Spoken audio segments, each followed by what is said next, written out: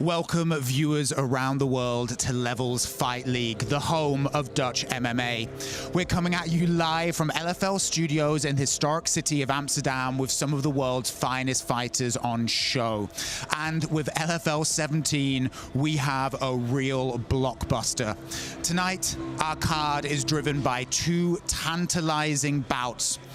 In our co-main, Hamza versus Van Helvoirt, and in our main, Dos Santos versus Sutherland. I'm Callum, your host for this evening, and with me, a man who doesn't really need very much introduction at all, but is going to get one anyway, Mr. Stefan Struve, Thanks. MMA and UFC heavyweight legend. How are you doing tonight, Stefan? I'm very excited to be here, as always. The cards always deliver. We have some returning names. We got some new names. We got great weather. Let's do this, man. I'm ready. Yeah, what more can you want? A sunny day in Amsterdam means we should see some fantastic fights. So let's dive straight in. Our main event this evening, Dos Santos versus Sutherland. Yep. Sutherland, one of our LFL rising talents, a real bruiser. What do you expect to see tonight from him? Fireworks from both these guys. It's going to be Luis's fourth fight with LFL. He's won his last three.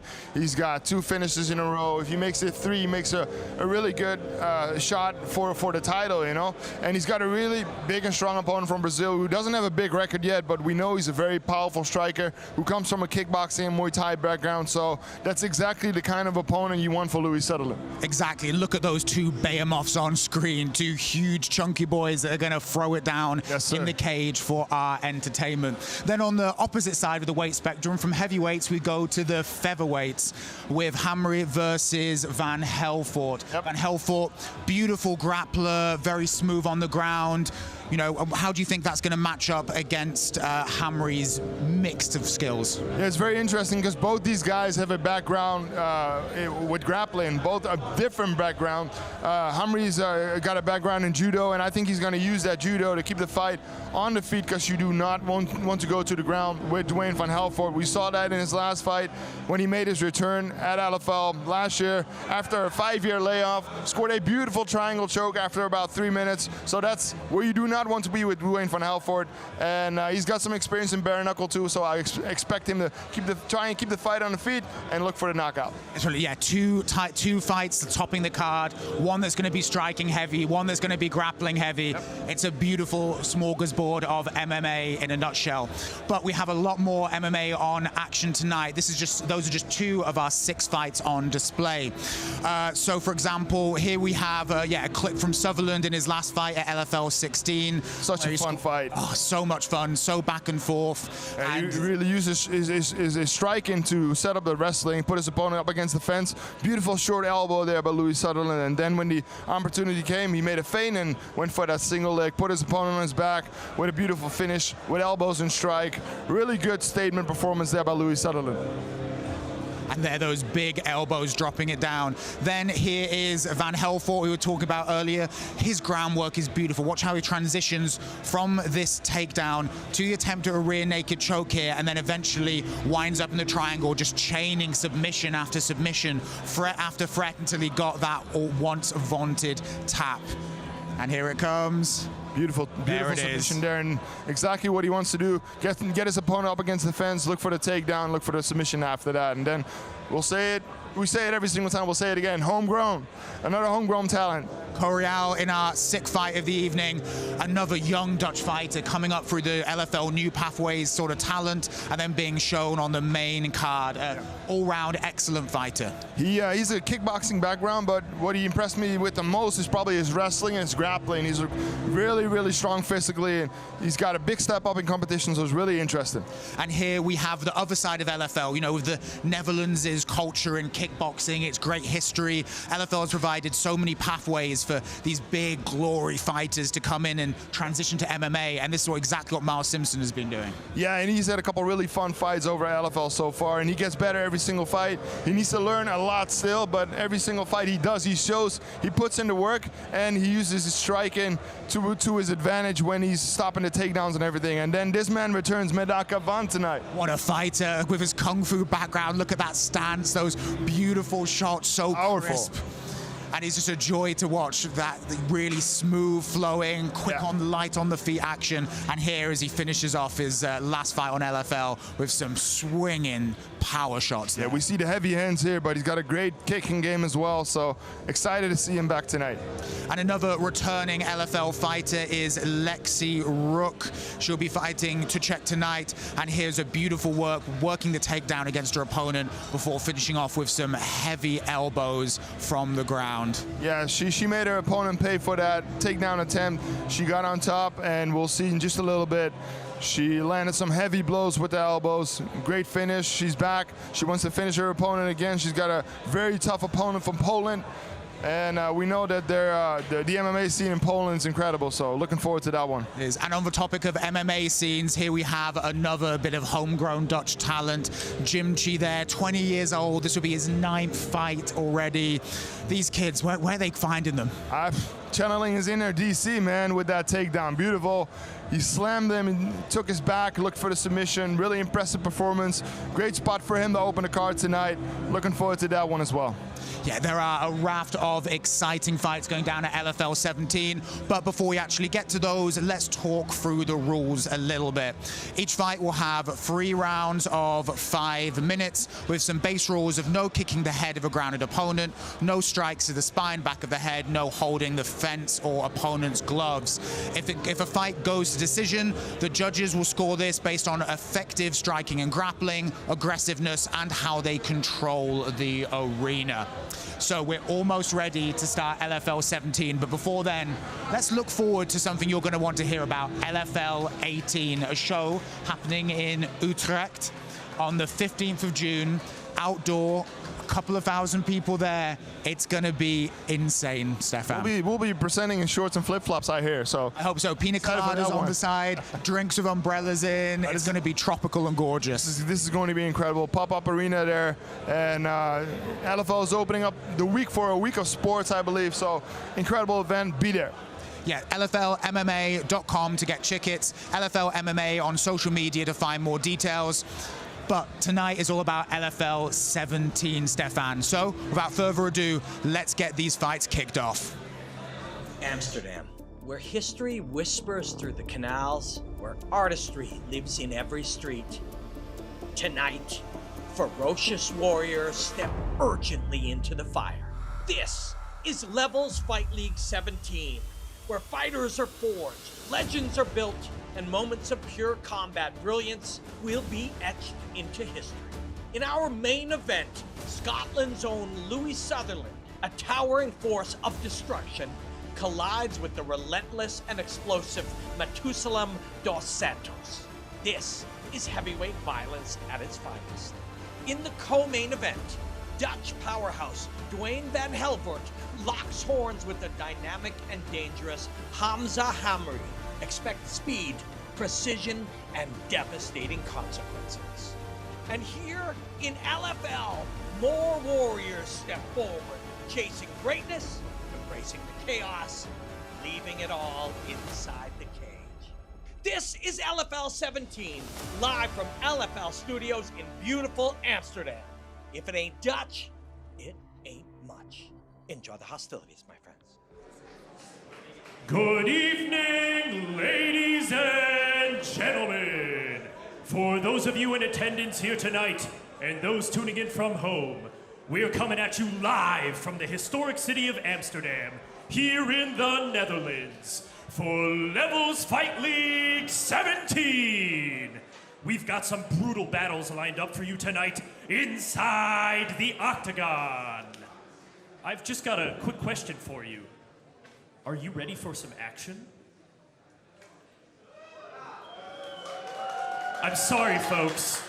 That's just not gonna cut it. Are you ready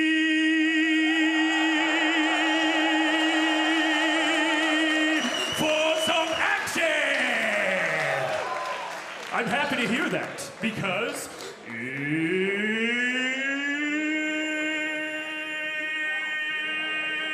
it's fight time! Thank you. Now, let's kick things things off with the first fight of the evening, which will be a catch-weight bout at 85 kilograms. I'd like to start by calling the fighter fighting out of the blue corner into the octagon, Joe Barros.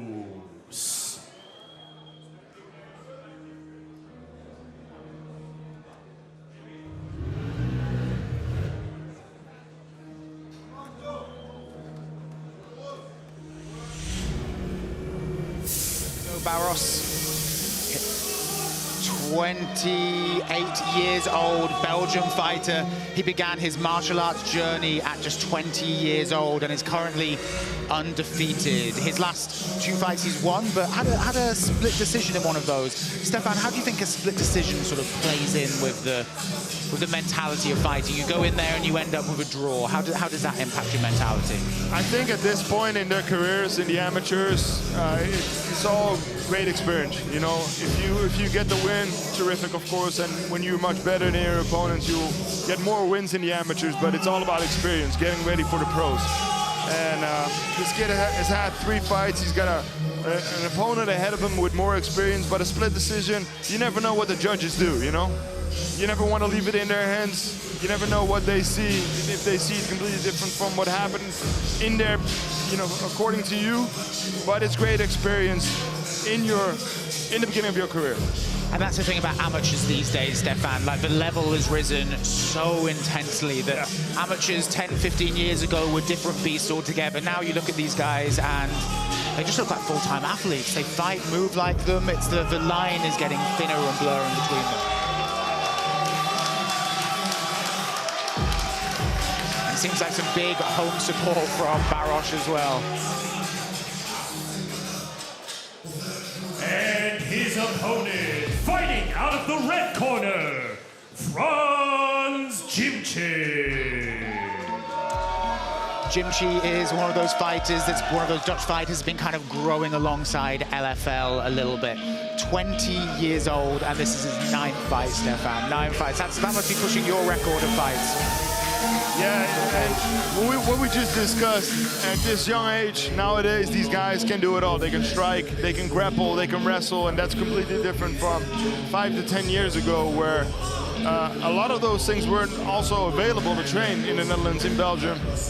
But now you have coaches who can show you everything. You have coaches for wrestling, for grappling, for kickboxing. So these guys get better and better, and they get younger. You know, this kid's 20 years old. That's crazy. And 9th fight, and Jimchi, he started kickboxing at 15, then moved into BJJ. Done over 100 competitions. That's crazy.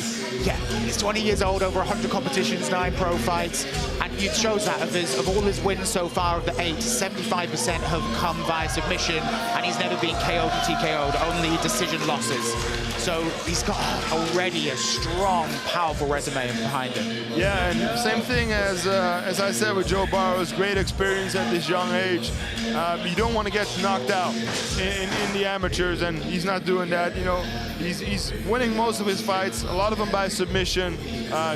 Also because of those grappling competitions he did.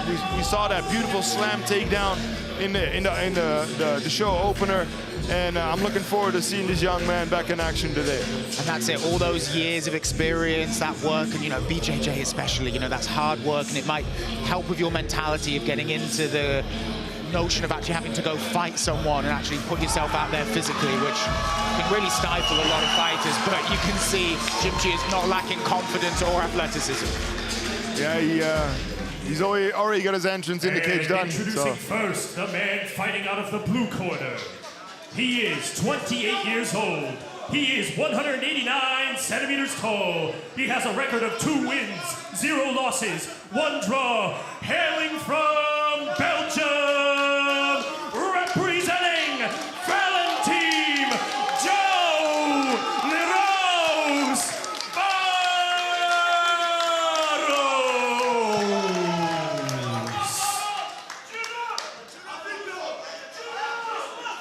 And his opponent, fighting out of the red corner, he is 20 years old.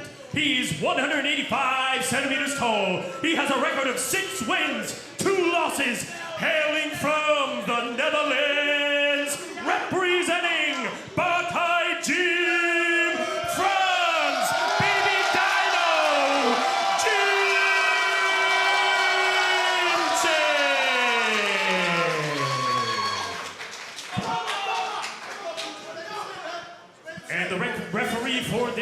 will be Daniel Sharifi.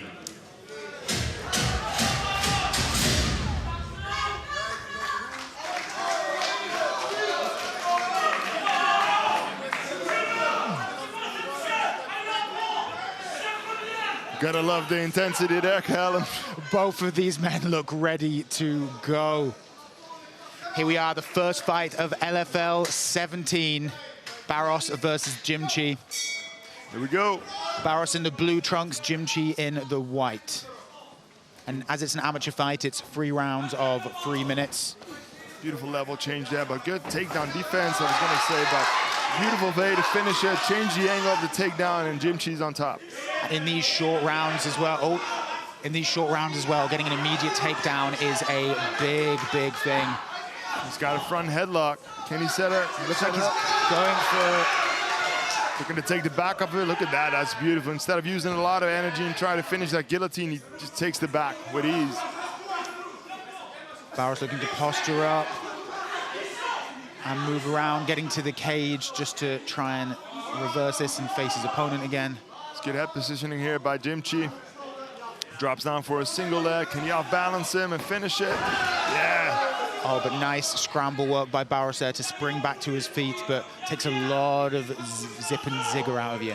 I like what Jimchi is doing so far. He's not wasting all his energy with a single technique. He's moving along to the next ones when the opportunity is there. He's looking to, connected his hands behind the legs of Barros there.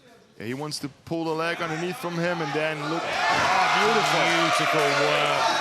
From a single to a double. Great job, and back to that front headlock. And Barros got to be careful not to accept this position and allow Jimchi to get some work here. Barros is looking to get up from the underhook position here. He has, but he needs to move to his hip again like he's doing right now.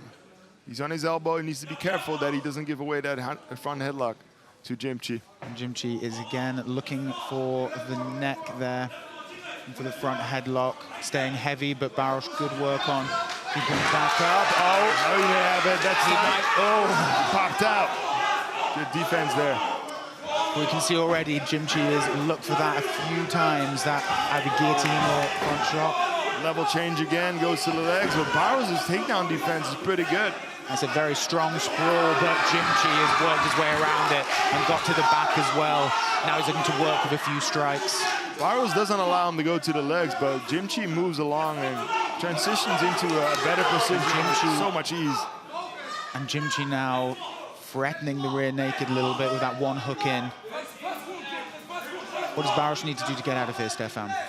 He wants to control one of the wrists of Jimchi, push himself up like he's doing right now in a tripod. Great job there by Barros. Both of them have been under a 50-50 position. 10 seconds left. Man, that's a fun opening round. That was, some big shots to finish it off. But fascinating first round. Jimchi really chaining together that grappling and keeping Barros on the back foot the whole time. Yeah, no, I love that he didn't spend all his energy going after a single technique. He went for the takedowns, for the level changes. He got a hold of his opponent. And credit to Barros, because his takedown defense wasn't bad, but Jimchi just moved into better positions with great ease. Beautiful job. They should also have you can see Jimchi was really looking for like a little guillotine or front headlock choke there the whole time. Yeah. Barros now will be interesting to see whether he pays attention to that or Jimchi mixes it up a little bit in the second round. Same thing with the front headlock though. He's so technical with it, the way he moves his knee forward and then rolls Barros over. Instead of just jumping guard and squeezing and blowing your arms up like that, that's, you know, a 20-year-old kid doing that in the cage. A 20-year-old amateur. Yeah, it's just wild. so much fun to watch. Yeah, high octane, and that's what a good amateur round can do. 3 minutes, these guys know they can go out and work hard for that time. And Jimchi really put a little bit of pace on Barros in there, so we'll see whether Barros can reverse that momentum in the second round. Here we go, second of 3 rounds of 3 minutes. Oh, there's the power left hook by Barros. Barros spotted that. And look at that, beautiful. Jimchi works through straight to side control with almost a 4 round left to go and a lot of time to work. He's in the middle of the cage. He's a BJJ blue belt. He's got great wrestling. And it could be also, you know, him delivering the packages every single day because he works for DHL, right? Well, he's delivering a little package of pain at the minute, and he's got slams them at your doorstep.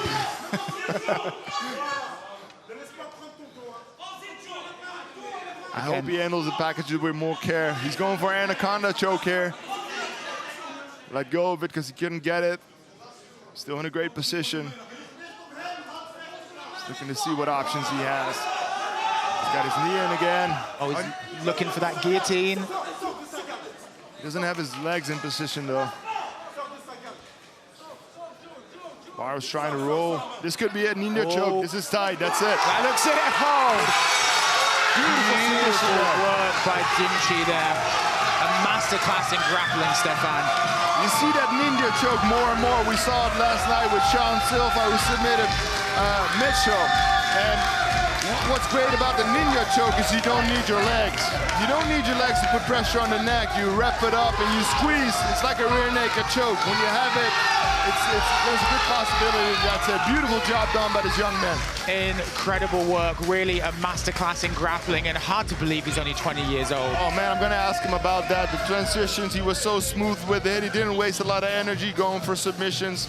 And then when he got the opportunity for the ninja choke, he locked it in, and that was it. Beautiful job done. Fantastic work there by Jimchi. The future is bright for this young man. Here we go. Here is the finishing sequence. We can see there he was looking for the different chokes. And Barros was doing a good job so far.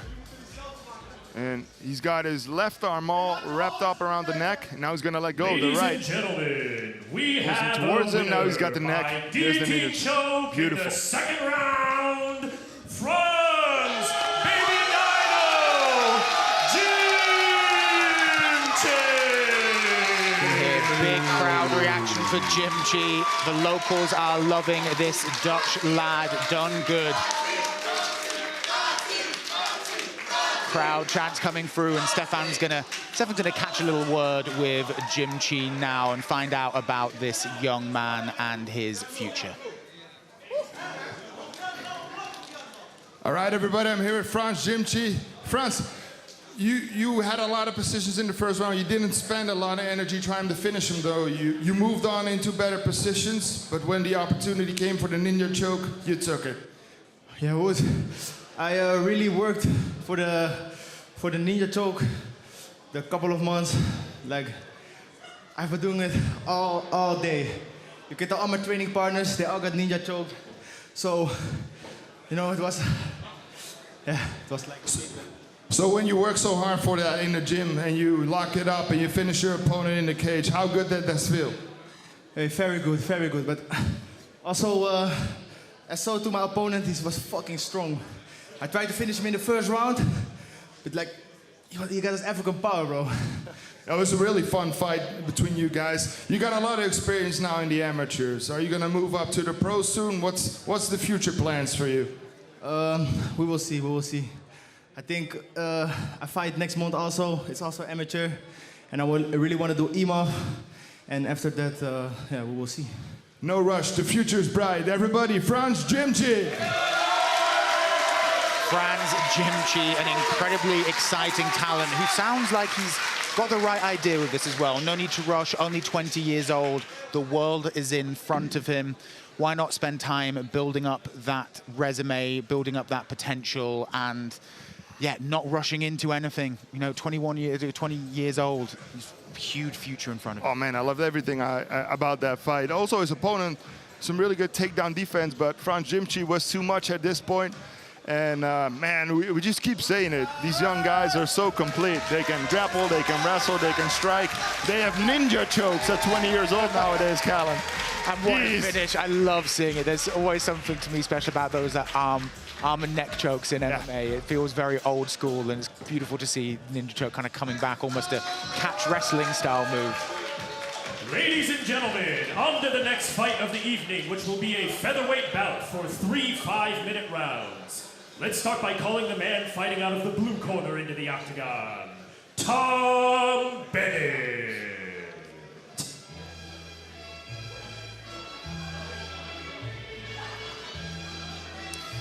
Here we go. Tom Bennett, only been fighting MMA for about 2 years. 28 years old. He was friends with the Fight Zone head coach before coming in, but this doesn't mean this is a man without martial arts pedigree.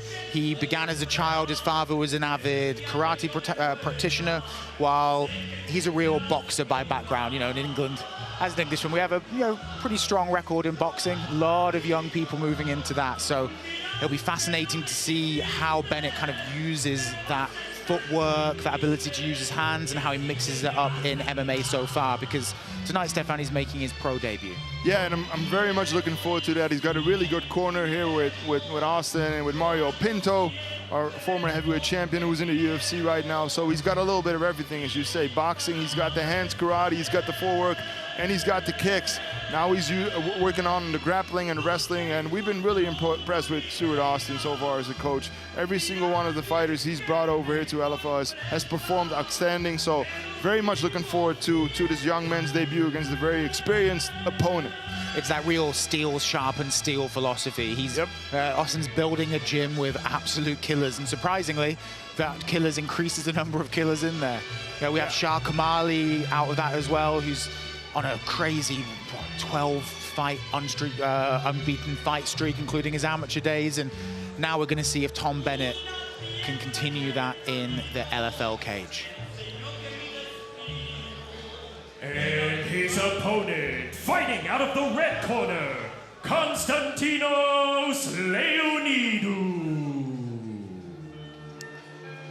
Leonidu came in as a late replacement because Bennett's original opponent had to drop out, and that can go both ways, can't it, Stefan? It's not, sometimes it can be freeing to not have to prepare, and also for, you can maybe upset the plans of the person you're coming in to fight against. I fought a lot of times on short notice when I wasn't in the UFC, and I actually like that. You don't really have that stress of preparing for a fight 6 weeks out, 8 weeks out. You're just freewheeling, you're training, you're enjoying it, you know what I mean? Not a ton of stress. I didn't have to cut weight like these guys. That's, a different story, of course, but he was in shape. Konstantinos Leonidu, beautiful name, by the way, from Cyprus. He's got a lot of experience, 17 pro fights already. He's on a 2-fight winning streak. 50% of his wins are by way of knockout. Yeah, so you know what he's going to want to come in here and do. He's going to want, especially with that low amount of preparation time, you're not going to come in here and try and outpoint and rely on your cardio. You want to get in, be explosive, and try and get this fight finished when your conditioning might not be the same level as someone who's had a full training camp. So we can see here, Bennett is around 10 years a junior of Leonidu, has the height and reach advantage, but has nowhere near the amount of professional fight experience, and maybe that savviness will help Leonidu in this fight. And ladies and gentlemen, introducing first, the man fighting out of the blue corner. He is 28 years old. He is 181 centimeters tall. He has a record of 0 wins, 0 losses. Hailing from Great Britain, representing Fight Zone, Tom Bennett.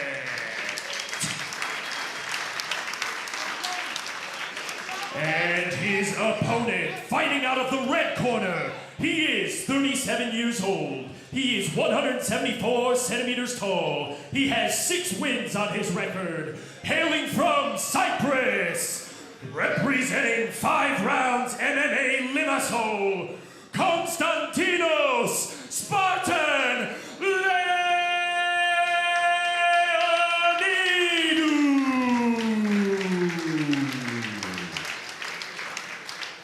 And the referee for this bout will be Mr. Niels Burschkin.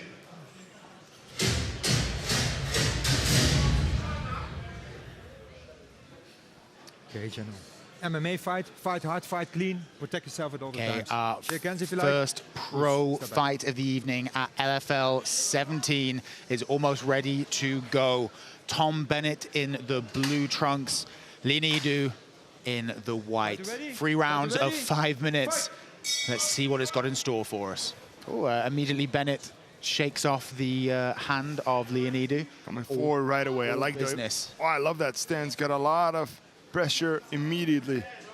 Bennett's hands are already looking lightning fast. Goes to the body. That boxing background already on display here with those feints. Beautiful 1-2. Going to the body again. Leonido's got his chin up. He's got to be careful there with Bennett. Nice right coming through, just glancing Leonidu. But Leonidu already backing up and covering up a little bit. We wonder how long it will take before Bennett starts to really find his range and to get some of these landing. Oh, what a beautiful kick from Leonidu, completely taking Bennett off balance there. Yeah, good timing on that calf kick there by Leonidu. Oh, another one. He's gonna lean on that a little bit. When your opponent's got heavy hands like Bennett has, it's a really good weapon.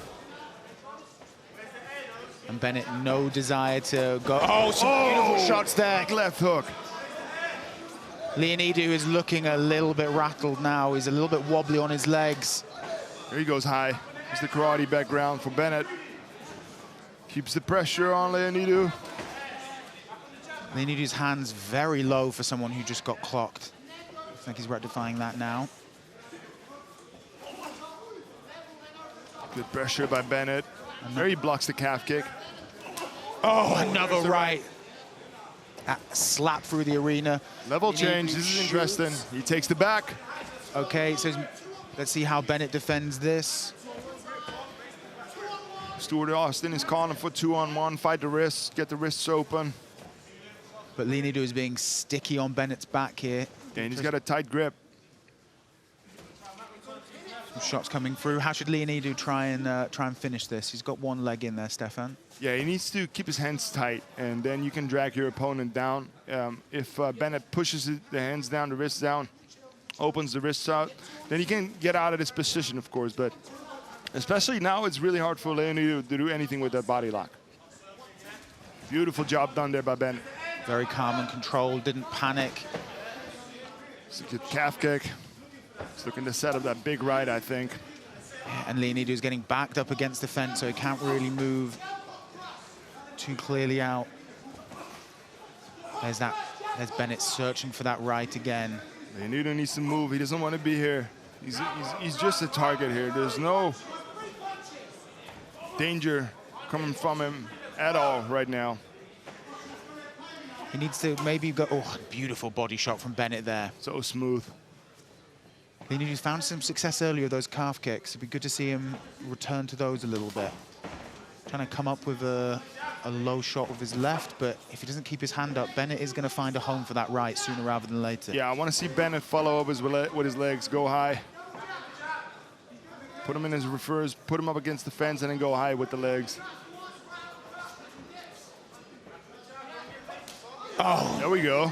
Nice high kick from Bennett there. A little bit of connection, and Leonidu is still looking kind of shaky out there. He's calmed down a bit, though. He's really jumpy in the beginning. He's still in his reverse, but he's standing better now, you know? Shooting for the takedown from Leonidu, but a little wide there. Oh, some nice shots coming in. Leonidu seems desperate. Oh, in a Hamry roll attempt. Almost. Always be positive. Bennett's looking to set up that big right hand again. And he clipped Leonidu across the jaw. I have a feeling this won't be too long until he finds a real home for that right. There it is again. Leonidu does a good job moving with the punches. That's why he hasn't been caught clean yet by Bennett. He's got absolutely no defense with his hands, so he needs to do that, and it's not great what he's doing, but at least he's moving along with them. That was a good right by Bennett. Bennett is picking Leonidu apart here. Leonidu going for the leg, but he's not going to take the takedown. Bennett could take his back here, spin around, but he's got 10 seconds on the clock. Needs to be careful it wasn't the back of the head there, but referee's having a look at it.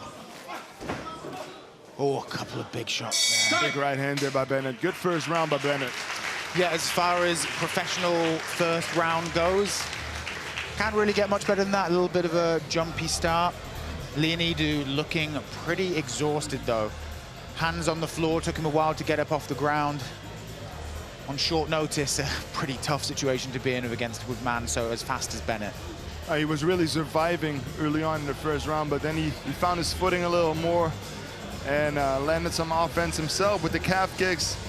Almost had a takedown. He got the back of Bennett, but overall it was Bennett who was better everywhere so far. A little bit of a one-way traffic, and really it'd be interesting. The bit where Bennett seemed in most difficulty was when Leonidu had that body lock. So the question is, if you're Leonidu's corner, are you saying, go for the grappling, just get close to him, don't let him dominate or push you against the fence?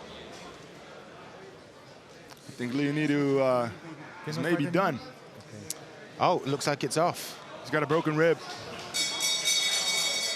Okay, maybe not the way that Bennett would have wanted to finish, but it does explain the tentativeness, especially in the second half of that last round, fighting for a broken rib. Because it very well be because of the body shots that Bennett landed. Precisely, and there were some big, big shots. Not the way anyone wants to go out, but a broken rib. Yeah, it's not a good feeling. No bueno. It hurts. And people underestimate how dangerous that is, because there's a lot of very important organs just behind those ribs. It's almost as though the rib cage is made to protect the organs in some way. Yes, sir, very much. And if it's broken, then it's not doing its job. But we'll be ready for the official announcement now.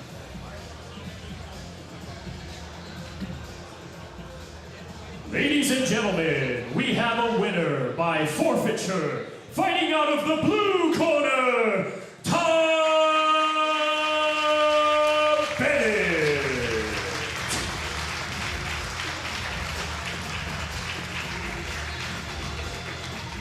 Strong performance by Bennett, and we'll get Stefan, and we'll hear from him with Stefan in just a moment here and find out how Bennett found his beginning professional career. All right, Tom, that's not the way you wanted the fight to end, but I think it was you that led to the end, because you had some beautiful straight rights to the body. Yeah, I mean, props to my opponent. He took the fight short notice because there wasn't many people we could scramble to get. He said the right hand hurt him to the body and he couldn't keep going. It's not the way I like the way it starts in my career, my professional career. I thought I like to think I'll be an arrow through this division, but we'll take what we can get. It's a great pro debut, in my opinion. You got a background in karate, boxing. You showed a little bit of takedown defense. Anything else you wanted to show in there today? I want to put him out. It's my nature, it's my intention. I want to give the people something to scream about, but, you know, this is what we got tonight. Looking forward to the future. Great fight. Tom Bennett, ladies and gentlemen. Tom Bennett, a real talent coming through. As he said, he wants to be like an arrow and fly through this featherweight division. So keep an eye on him, especially when it comes to the other two featherweight bouts that we have in store. But there we go. We can see that right that's coming in that may have injured the ribs of Leonidu. And that was a big old shot. There was another glancing shot to his ribs that seemed to have bothered Leonidu there as well. But Stefan, a lot of potential for Tom Bennett. Yeah, he showed a little bit of everything. I just asked him in case he wanted to finish the fight, but... Which will be a catchweight bout at 62 kilograms for 3 5-minute rounds. Let's start by calling the fighter fighting out of the blue corner into the octagon. Malgorzata Ko. Our third fight of the night and our first female fighters on the card. This is a Malgorzata Tkocz, Polish fighter. Began her career at around 13 with kickboxing, and then 7 years later switched to MMA. She's a MMA amateur world champion, a K1 medalist. Yeah, only 23 years old as well. That's a lot of experience to be bringing into the cage tonight, Stefan. Yeah, 100%. And we were talking about that with the Jimchi fight. He was 20 years old. She's not even 24 years old with all that experience. They get better and better, and very much looking forward to her LFL debut tonight. And she's got a very tough opponent with Rook. But one thing we know when you have a fighter from Poland here in the cage, they're always game and they're very, very tough. There's no way they're taking a backward step in there. The gnarly, there's something about that Polish MMA scene that just produces these tough, gnarly fighters. And yeah, Tkocz is no different from that stable at all. Very tall for this weight class as well. Yeah, standing at 5'10", 178 centimeters. So she'll have a full 4 inches or 10 centimeters on Rook. And, you know, as someone who works as a gardener, I guess we'll see if she can dig up a result this evening, Stefan. And her opponent, fighting out of the red corner, Lexi Rook. Lexi Rook is a little bit more experienced, British fighter, fighting out of Northeast Jiu-Jitsu. She fought in LFL 9 before. Against Nadia Akari with, she won via punches. And for this fight coming up, we've got a very special guest joining us for the rest of the evening. Hello there, Mr. Mario Pinto, former LFL heavyweight champion. What's going on, guys? We're very well. Pumping. Yeah, very well, thank you. How do you find your Tom Bennett? Oh, man, I was excited, man. Tom is going to be a great prospect coming up. Like, incredible boxing, and the way he's transitioning to MMA is amazing, but you know how the debut jitters go. He showed a little bit of everything. He showed his boxing, he showed his footwork, takedown defense. I think you really want to, when you go in there for your pro debut, you want to get a feel of all that. We've seen you develop. You really took your time in those situations, get a feel and get better with those. So the future is bright for Tom Bennett. Absolutely, absolutely. And here we have Lexi Rook getting ready for the cage as well. This is someone, again, on the top of experience. She had 13 amateur fights before turning professional. It's a BJJ purple belt. So this might be only 5th professional fight, but there's a lot of amateur history in there as well. And she's going to need her grappling skills tonight against Malgorzata Tkocz, if I'm pronouncing that correctly, Callum. I think you did a much better job, but her opponent's very rangy, and she's probably going to stay on the outside and try to pick Lexi Rook apart over there. In her last fight for LFL, she took her opponent down and finished her opponent with elbows. That's exactly what she wants to be doing today, I think. So let's see if we can do a typical striker versus grappler. And we can see here, Tkocz is 7 years the junior of Rook, has the height and the reach advantage. So it's a very typical grappler versus striker, both in body shape and in style. So let's see how this one's going to turn out. And introducing first, the woman fighting out of the blue corner. She is 23 years old. She is 178 centimeters tall. She has a record of 1 win, 1 loss, hailing from Poland. Representing Spartan Knurów, Malgorzata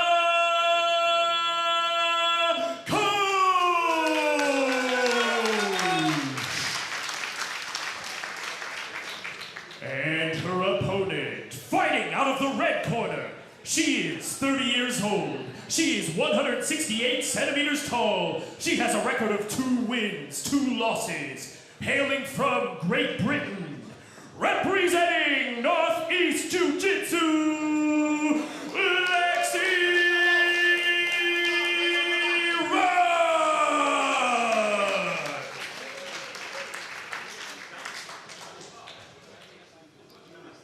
And the referee for this fight will be Mr. Tariq Khan. Here we go, our 3rd fight of the evening. Our referee just getting the fighters together to outline the rules.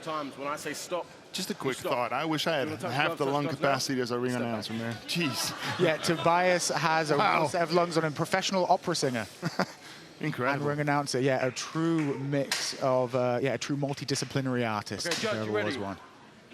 So here we go, our 3rd fight of the night to LFL 17. Rook in the all white, Tkocz in the blue. See the difference in body types here. Rook will have the advantage when it comes to pure physicality, but the range is definitely for Tkocz. You see a much wider stance from Tkocz as well. The question is, how long will it take for Rook to shoot for that takedown? What should we be watching, Mario? Definitely be watching for level changes from Rook. Set up her jab, start level changing. There we go.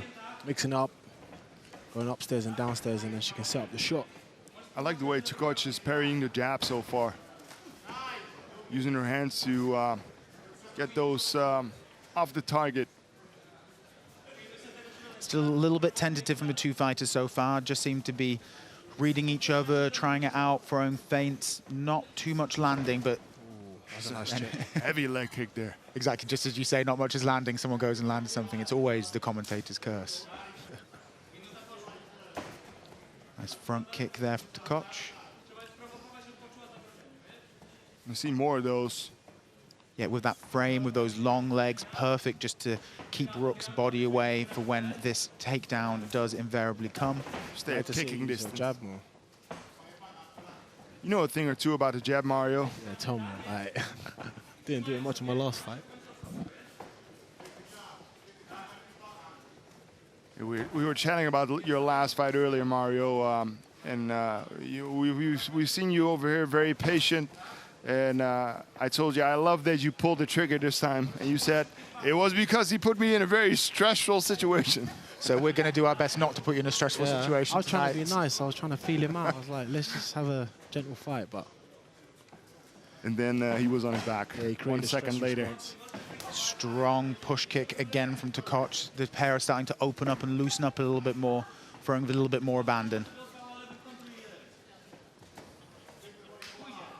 Rook is really waiting for an opportunity for a level change.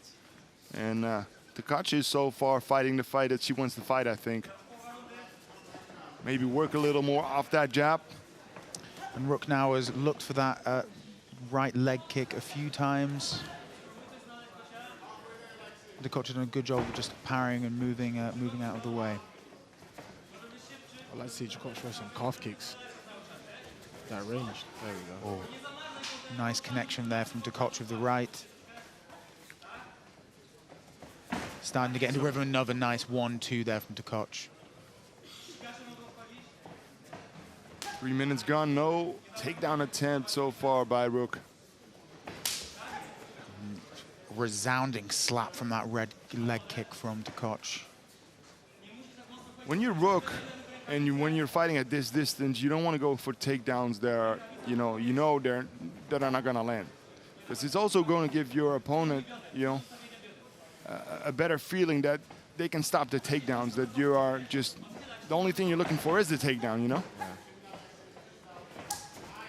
That's a good calf kick there by Rook.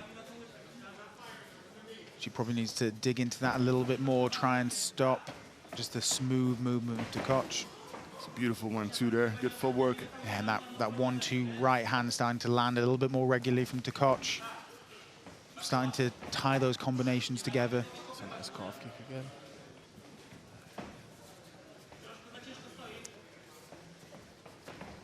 What does Rook need to do to draw? Oh, beautiful. Good body kick. I like to see her shoot, but not necessarily get the takedown. Shoot to a clinch. Just use her body weight and that body size a little bit more. Just put some pressure on. She hasn't even faked the takedown. Yeah. To get a feel from Tkocz.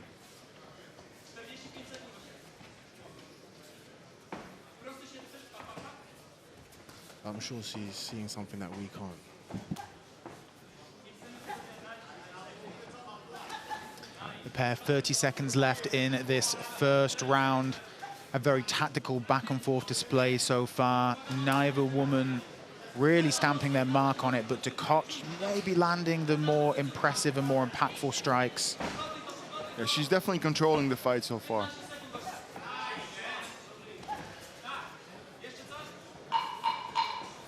She needs to, Lexi Rook needs to cover more distance when she throws her shots, because if she doesn't do that, nice, smooth, then she's not gonna get the takedown today.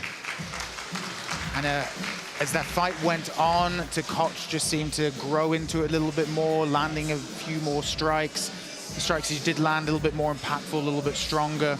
And Rook seeming a little bit hard, struggling to get the distance and land, Mario. 100%. I feel like Rook has to mix it up. She has to attack level changes, sometimes throw some overhands. I feel like she's too focused on landing. Yeah. And then when you're trying to be perfect, nothing's going to happen. You know, just throw and go. Sometimes you've got to throw and go. And maybe upset Tkocz's rhythm a little bit. Absolutely, because now she's starting to find her range and using her length, now mixing up with her kicks. So she was stressed out about the grappling, now she's really letting her hands go. And it'll be intriguing to see what Rook's corner are telling her here, whether they're going to ask for a takedown. We'll see very quickly in this round whether there'll be a little change of approach here from Rook. But she's likely going in one round behind. Okay, our second round, 5 minutes to go. Tkocz in the blue, Lexi Rook in the white. Got to find her range now. Yeah, feeling very controlled from Tkocz so far. The end of that first round, she started to push Rook back. You can see that's already starting to happen. Rook just taking micro steps backwards as Tkocz comes forward. And that is one of the key things the judges are looking for when it comes to ring control. I like what you said, Mario. She's looking too much to land. And when you throw those punches to go into a takedown, they don't have to. Beautiful combo. Yeah. It's the speed of Tkocz. She's letting them hands go now, using that range. Yeah, and she's really pushing Rook up against the cage. And, oh, some more shots coming in. There we go, that's a clinch. First. That's a win. She's got a body lock here. And she showed her strength there, just picked her up in the middle of the cage, moved her right to the corner. Doesn't have to be perfect in MMA because it's not a wrestling match. Good defense so far by Tkocz. She's got a whizzer. Rook is trying to move her forward. Nice. Get her down to her level instead of fighting tall against the pole. And Mario, what should Rook be doing here to try and complete this takedown? Honestly, I'd be telling her just to chip away, land the knees, make it uncomfortable, start punching up to the head. You got to distract, then go for the takedown. If you know she's only focused on the takedown, it's easy to defend the shot. She's gonna try and close her hands here. And Rook is right in front of a corner as well, which can be very helpful, Mario, when you're in these sorts of situations. Absolutely. There we go, that's a nice body lock. Going back to a single. You see, you should just try to break the rhythm. You don't need to force the takedown. Just get that momentum taken away. And you can see, exactly like you were saying, Mario, at the beginning of the round, Tkocz really looked like she'd found that rhythm, was starting to land. And she goes. Oh, very nearly there from Rook. Let's see if she can complete the takedown, but is just pressuring Tkocz and making it a gnarly fight. A good elbow there by Tkocz. Rook has her hands clasped together now behind the legs of Tkocz. Steps in. Really good defense so far by Tkocz. Look at the redness on the leg from the kicks by Tkocz on the left leg of Rook. Yeah, it's going to hurt in the morning. Probably going to hurt now, to be honest. Oh, very nice defense from Tkocz. Rook looked like she'd got a little bit of momentum, but Tkocz righted herself. Yeah, she got her off balance for a moment, but Tkocz is fighting a really good fight. Again, here, I wouldn't be trying to force the takedown. Just start peppering the shots, landing away. What does it feel like when someone's just leaning their entire body weight against you? It's horrible. Kasim did it to me. It was like a big trash bag. Tree trunks for legs. Yeah, exactly. Oh, Rook's got to be careful with the neck here. Tkocz landing some big knees. Oh, Rook is hurt, I think. It's got to be... Oh, Rook's managed to get out of it, but that would not have been pleasant. And again, oh, that's right on the button. It's over. Oh, Tkocz does it. A brutal knee from the headlock position there, and you could see Rook fold. It looked like it landed right on the nose. Oh. Just breathe. She really used her physical advantage, in her advantage. The height, the reach, beautiful knees by Małgorzata Tkocz. Very impressive debut. Yeah, I think very, very much so in the LFL cage. She weathered Rook's storm in the clinch position, bided her time, did well balancing, and then when it came to the point, she was able to drop those knees, use her frame, and finish the fight. Here we go, looking at the finishing sequence. Some of the knees coming through, then I believe there was a short break, and Tkocz gets the headlock again and throws a knee around now. Oh. There it is. And you can see right on the button. Just shut Rook off immediately. Killer instinct by Momentous Tkocz. Beautiful finish there.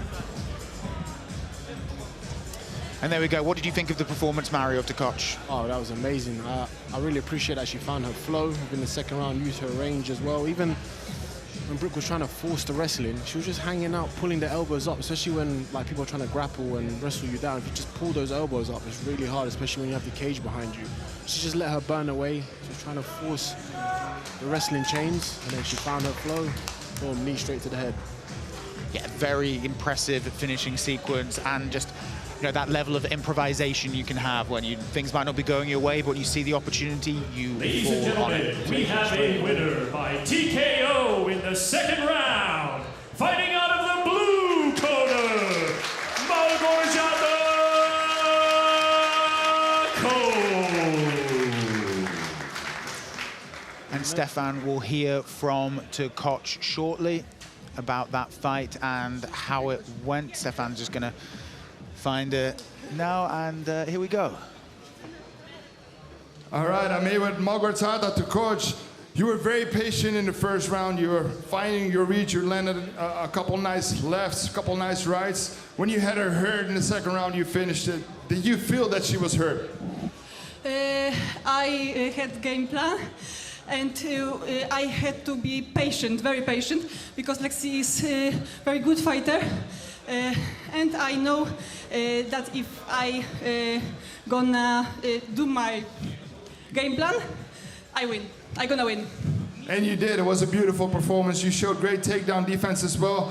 I believe you got a couple tournament victories in kickboxing. Is that correct? Yeah. You really showed your reach, your boxing, your kickboxing. What's next for you in the future? I don't know. I waiting for offers. for Okay, well, we would love to see you back here at LFL. Momentous Tkocz, ladies and gentlemen. A really exciting fighter there, Tkocz, and so young as well, 23 years old. Still got a lot of growth potential, and really can do a lot. 7-minute intermission, so please make your way and get some refreshments. And here we go. Tkocz now. A beautiful little trading of leg kicks, and as the fight went on, it was a little bit tentative to start, but Tkocz started to find a rhythm, find the distance, land some strikes, loosened up a little bit.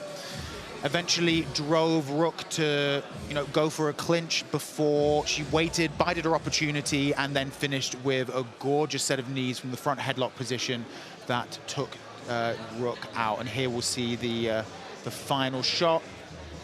Ouch. And she was on point. I'm really looking forward to seeing more of her in the future.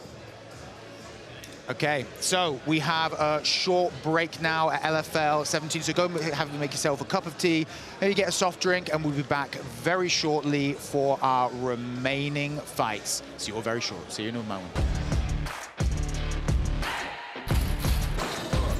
Hey, what up, champ? How you doing? What's up?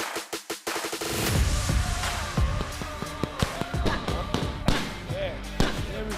I love it. Speed up your play. Let's go. Get it, get it, get it. You gotta win. Come on, harder, harder. Come on. Hands are good and fast. We're ready to go. We gotta get this win. Let's go.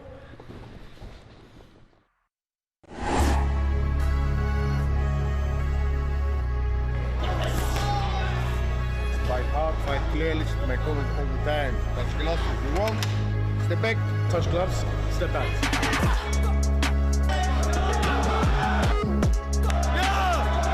Now there is murder in their eyes.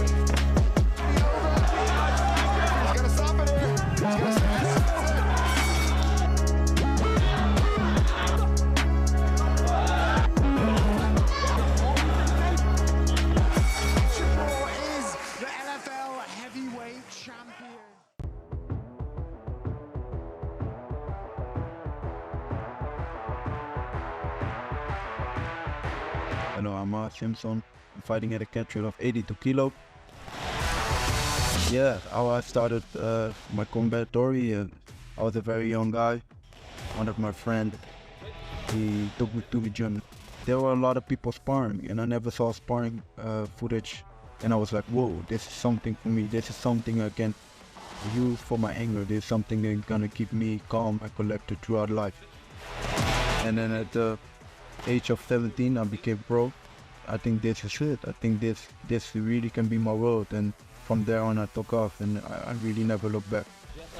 If I can do this in this set of rules, what can I do in MMA world? And I was really intrigued by it. And I saw my other brothers, such as Giga Tkocz, fighting at the highest level of UFC. If he can do it, maybe I can do it. And if there's a maybe, I should try it, you know? And I should go for it. Same thing that fooled me during my kickboxing career. Same view I have now for this MMA journey. Vision for MMA is like same as kickboxing, you know, to become a champion. For me, it's very important that I play my own fight game, you know. I won't let him dictate the pace. I'm a complete fighter. I can adapt to any situation. And I believe I can also adapt to any situation he gonna try to push on fight night. I can do everything from different angles, from every angle. You name it, I can do it all. My nickname is the Punisher, so you can expect Punisher.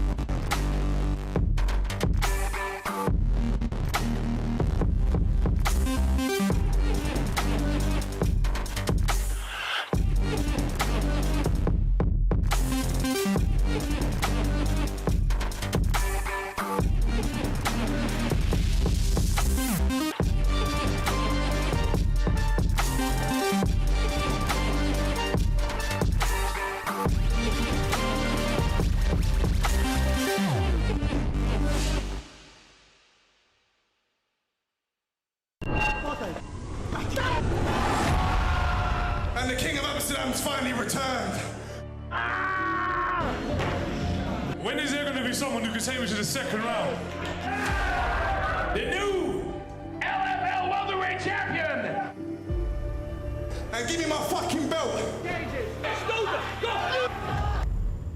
I'm not surprised, motherfuckers.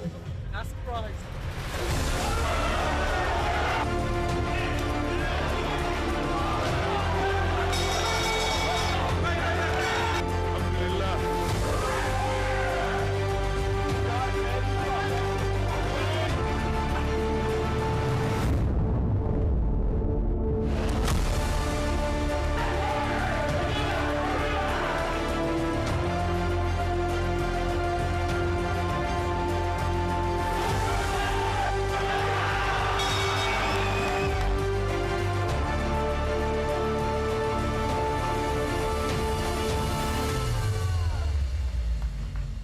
Good, baby!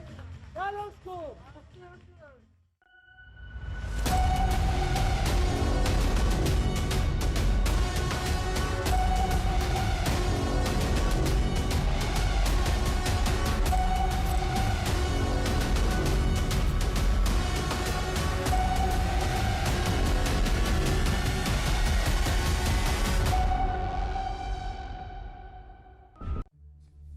Who are we? We are the boundary defiers, innovation drivers, future facers, pioneers. The ones who nerd out, zone in, take on, and reimagine. Together, we're crafting a decentralized web. A web where every voice is heard.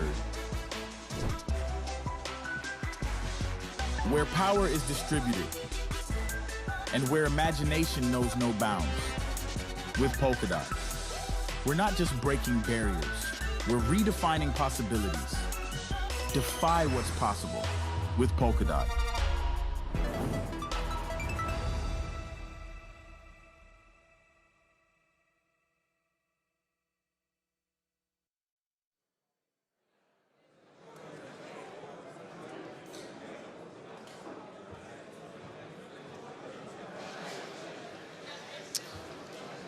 Here we go, we're almost ready to begin the fourth fight of LFL 17. All right, folks, we are back for the next fight of the evening, which will be a catch-weight bout at 80 kilograms for 3 5-minute rounds.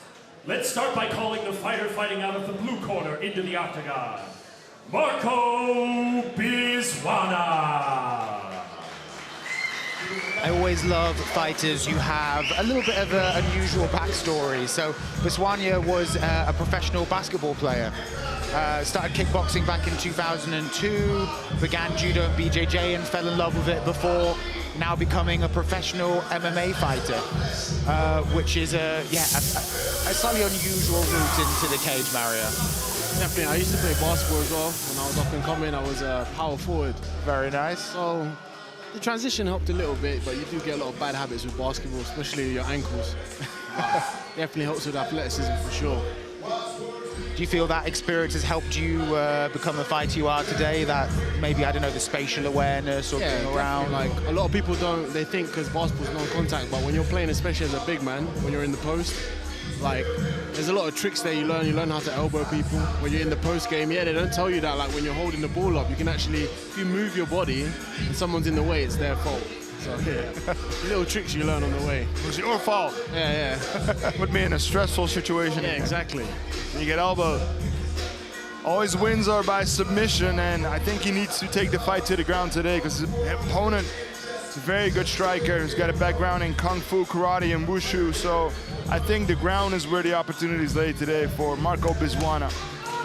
Could be, and Bisuana got some solid experience as well. He's fought Hamstringer, a Dutch fighter who is in the UFC. So he's had some high-level experience, Bisuana, but yeah, and he's looking nice and smooth out there. And his opponent, fighting out of the red corner, Maynard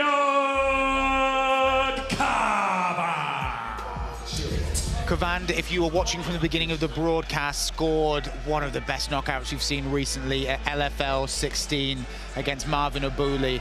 And as Stefan was saying, Kavant has one of those, if we're talking with Bisuana with an interesting background, Kavant has one too in his own way with doing Wushu, Kyokushin Karate.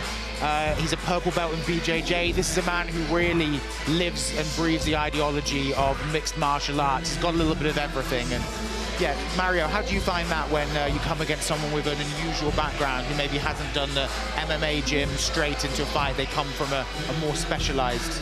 When it's like that, they're very unorthodox and very awkward, but they still struggle with the basis of it is an MMA fight. It's not like individual martial arts. They struggle to mix it up, and I feel like it's just the way you can exploit them. But definitely, they're very awkward, and those unorthodox shots is what you have to be careful with.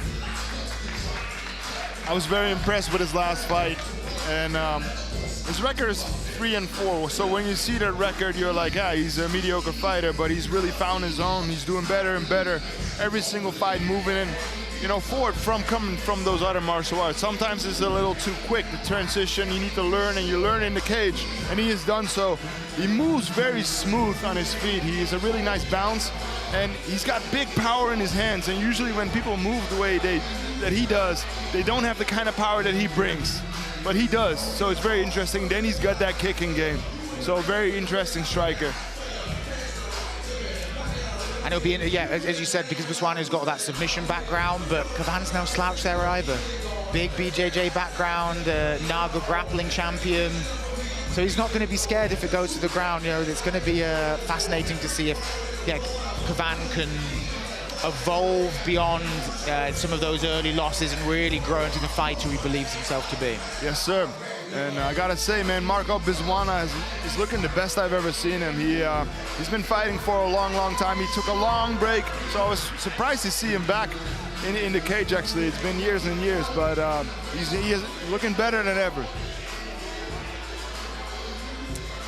Here we go. We can see that they have quite a big age gap, 13 years there, with Bisuana having the height and reach advantage, but identical records. And introducing first the man fighting out of the blue corner. He is 45 years old, He is 186 centimeters tall. He has a record of 3 wins, 4 losses. Hailing from the Netherlands, representing Ihato Root MMA, Marco Bisuana.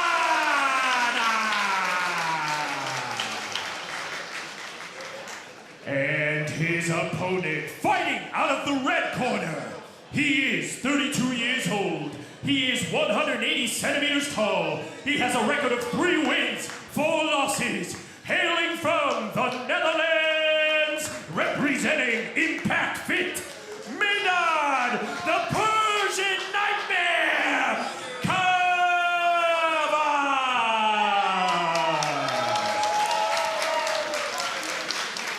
And the referee for this bout will be Mr. Niels Burschke.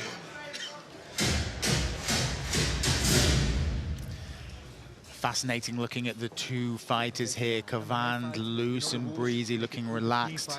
Bisuana got that real mean, mugging face on. It'll be intriguing to see how they both begin the fight. You can imagine, Mario, that Bisuana is going to come out aggressive, judging by his expression. Guns blazing. Okay, fighters ready? Here we go.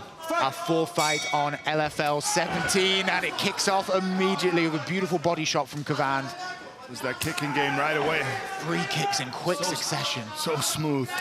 Oh, and again, hands down. Then the left hook after that. Kavant wasting no time throwing some big strikes. Oh! He's back up! Switched on. Unbelievable. Incredible. Just a... And he's out again! Oh, with the knee. Unbelievable. What? Van came in and shut Bisuana off twice. Face first. Oh, and Bisuana doesn't look like he knows where he is. That's a tough one. Oh. He popped right back up after that big right hand, and then he ate a huge knee. There was not a moment to take a breath in that fight. I didn't even have a chance to look at the clock. Under 30 seconds? Yeah, they came to swing.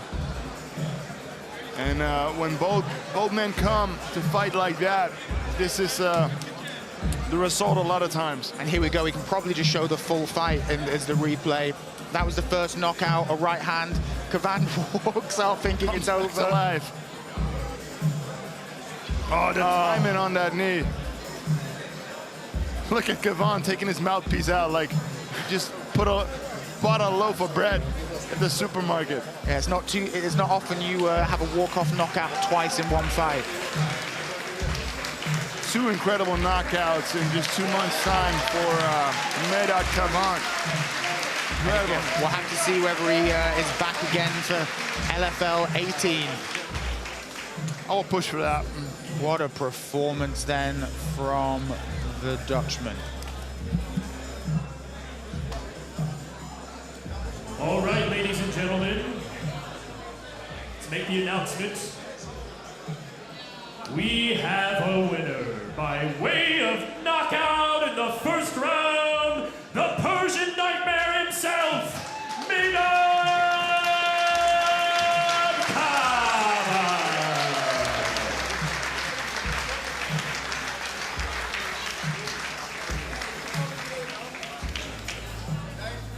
And here we go. We'll go back to hear from Kavant now.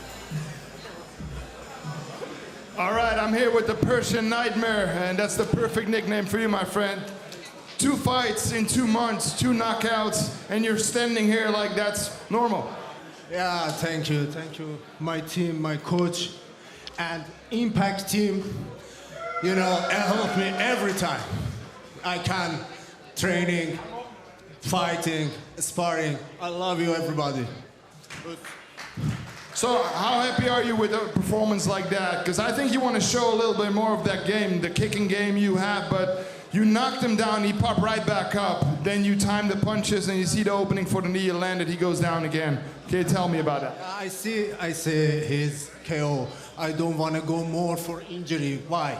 You know, better stop. Oh, he's up, I going. He's go down, not go more.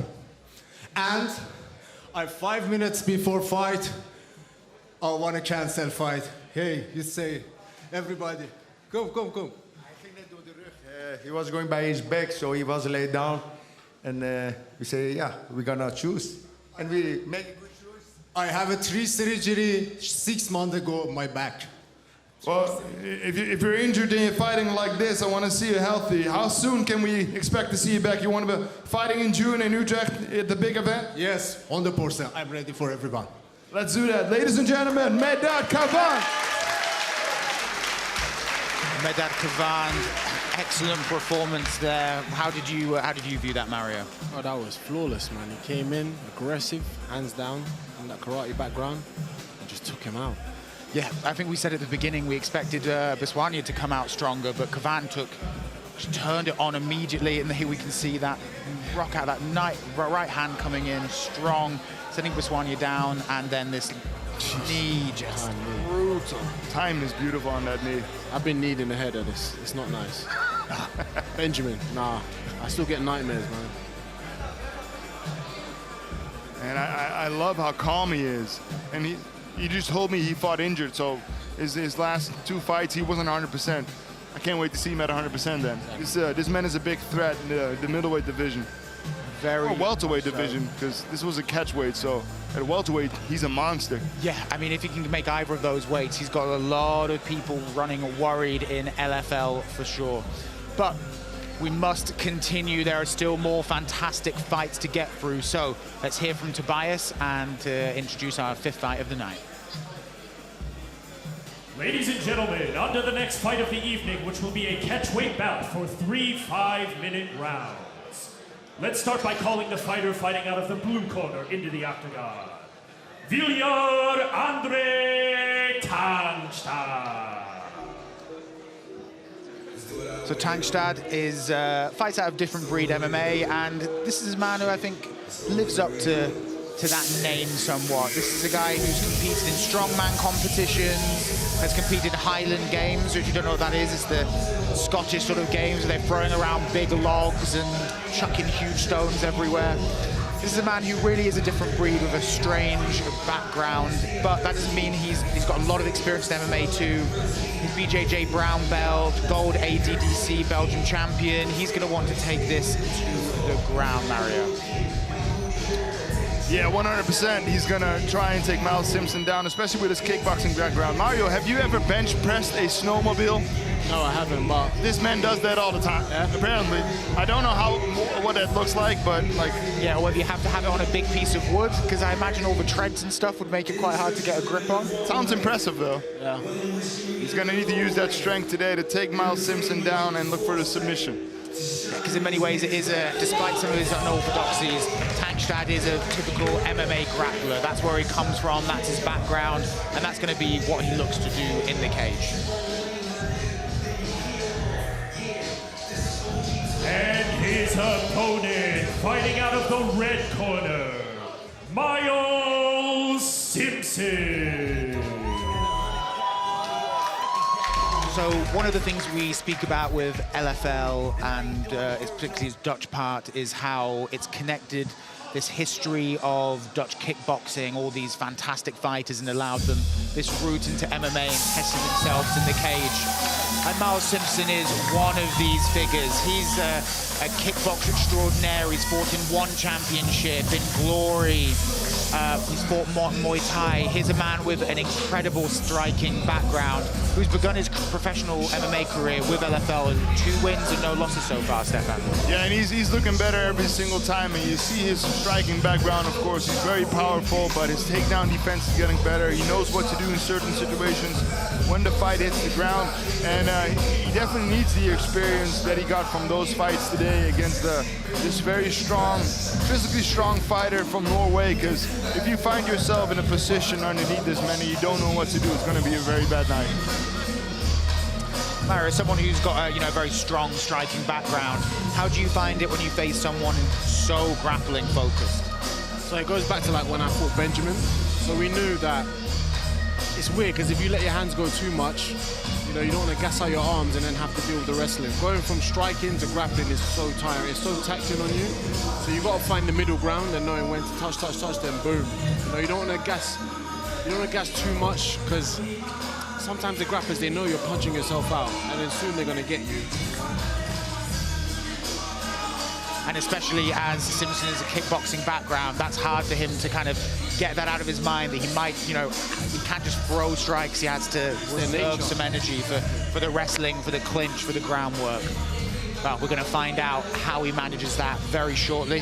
First, you have a tail of a tape, age very similar, but Simpson has the height and reach advantage. And introducing first, the man fighting out of the blue corner. He is 36 years old. He is 180 centimeters tall. Hailing from Norway, representing Different Breed MMA, Viljar, Different Breed, Andre Tangstad. And his opponent, fighting out of the red corner, he is 33 years old. He is 183 centimeters tall. He has a record of 2 wins, 0 losses. Hailing from Suriname, representing Team Simpson, Miles the Punisher Simpson!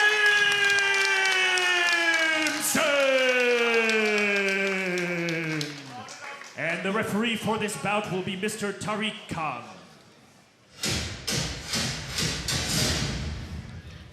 Okay, gentlemen. We're getting ready for the most classic MMA matchup, the striker versus the grappler. The sort of bout that began the competition and still has a rich vein running through it, and one that is endlessly fascinating. So here we are, the 5th fight of LFL 17. Miles Simpson in the white trunks, Leonidu Tangstad in the blue. Here we go. Ooh. Straight elbow to the shoulder there from Simpson. I was Tangstad, I would keep my hands up, but that's me. You can see Simpson already headhunting there a little bit. And there's that. Good sprawl there by Simpson. Looks to break. Good head positioning here by Simpson, but Tangstad is where he wants to be. Keeps connected, doesn't allow Simpson to move away there, and now he's just got that head against the jaw, which it's horrible to feel. He's looking to hook the leg and take Simpson down with the body lock. Oh, some nice shots coming in there from Tangstad. What does Simpson need to do here, Mario? I would bail on the overhook and start fighting the hands immediately. Once you bail that overhook, it's going to force Tangstad to grab the body lock. And then from there, you can start peeling the grips. Sometimes when you hold on to the overhook, it actually keeps you attached more. And you're stuck in that position where Tangstad is just chilling, pressing his weight across Simpson, and he's just tiring himself out. And is that an experience thing where you might feel safer through the connection, while really in reality the better thing to do is to disconnect? It feels so natural to hold on to the overhook, but sometimes it doesn't help you unless you're setting up like a Ushimata or a Rigoshi. Which Simpson could be, we'd never know.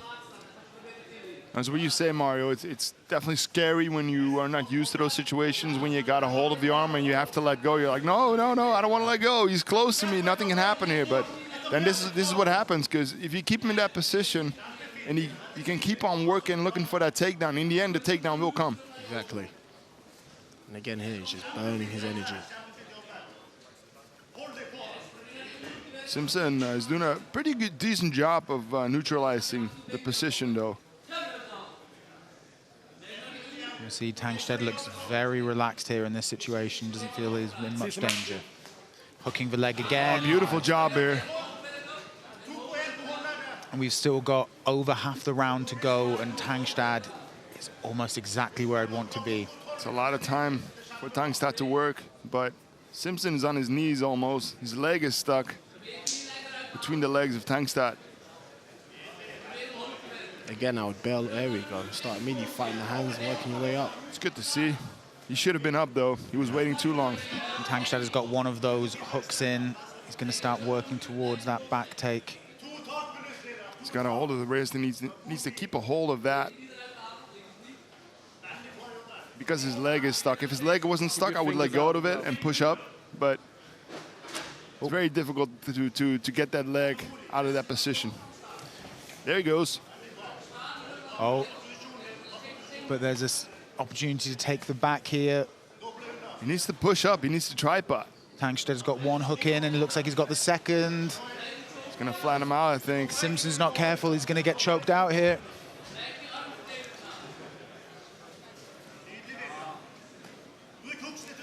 He's got the hooks in, but he's close to the cage as well, which could be difficult for Tangstad. But he's now shuffled back a little bit, giving Tangstad a little bit more space. He should go underneath the arms of Simpson and try to straighten him out. I think he might have heard you there, Stefan. The problem here is Simpson's just accepting the back position. He's got the rear naked, I think. Oh, very close. It's a good job by Simpson to move his hips. And just over a minute left of the round. The question is whether Tangstad is going to get the finish here or whether he should look to throw some strikes and just loosen Simpson up a little bit more. If Simpson keeps him up against the fence, it's going to be very difficult for Tangstad to finish the rear naked choke with the fence in his back. What should Simpson be looking to do here, Mario?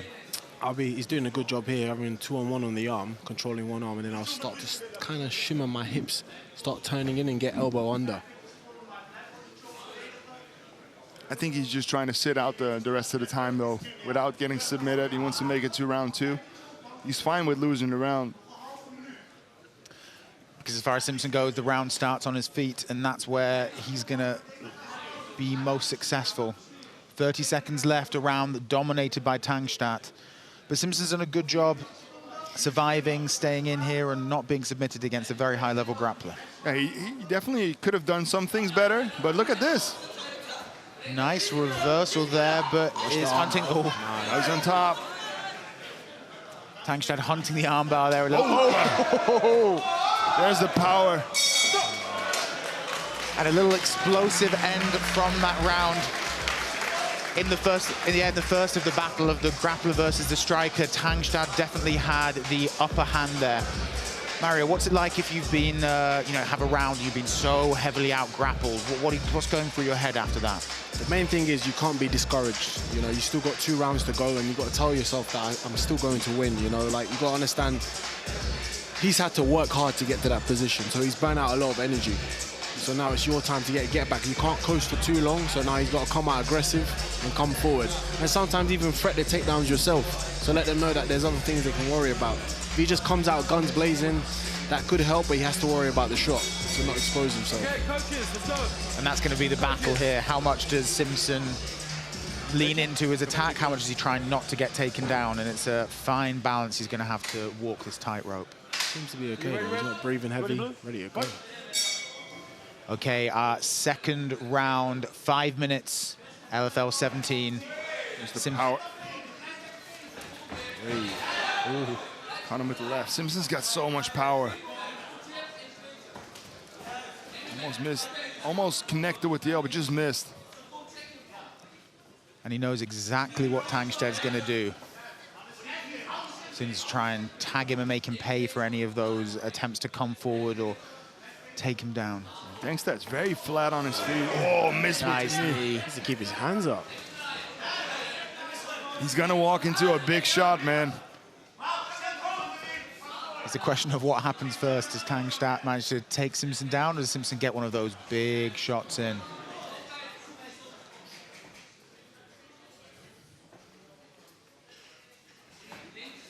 I would fake low and go high if I was Simpson.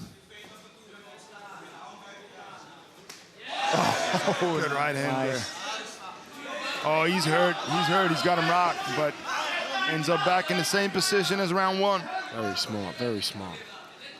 He's got that leg hooked again. Let's see if Simpson's learned to defend that. Oh, Uchinata. There we go. Very nice reversal from Simpson. Mystic Mario. He held on to the overhook, though. There you go. More on his prophecies back, coming true. And this is exactly where Simpson didn't want to end up. 3.5 minutes of the round to go. And admittedly, he's against the cage, so he can try and work his way up. And you see a real beginner's error here with Simpson going back to full guard when he's stuck against the fence.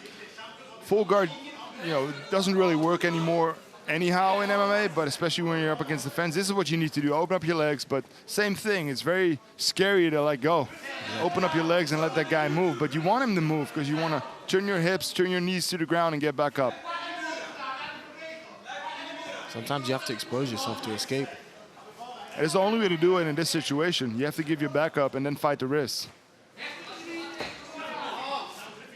Once you've done that time and time again in the gym and a couple times in the cage, you get better and better with it because you're confident in it. You know that they can't really do anything. Oh, look at that, nice switch. There he creates some space. Good job there by Simpson. The question is, can he force a separation here, or can Tangstad get him to the ground again? He's got to watch the knee. Oh, good knee there. That's a nice take. Very controlled, very calm. Technically beautifully done there by Tangstad. He's doing a good job on the ground, controlling one of the legs of Simpson most of the time in different positions. So it's difficult for Simpson to explode.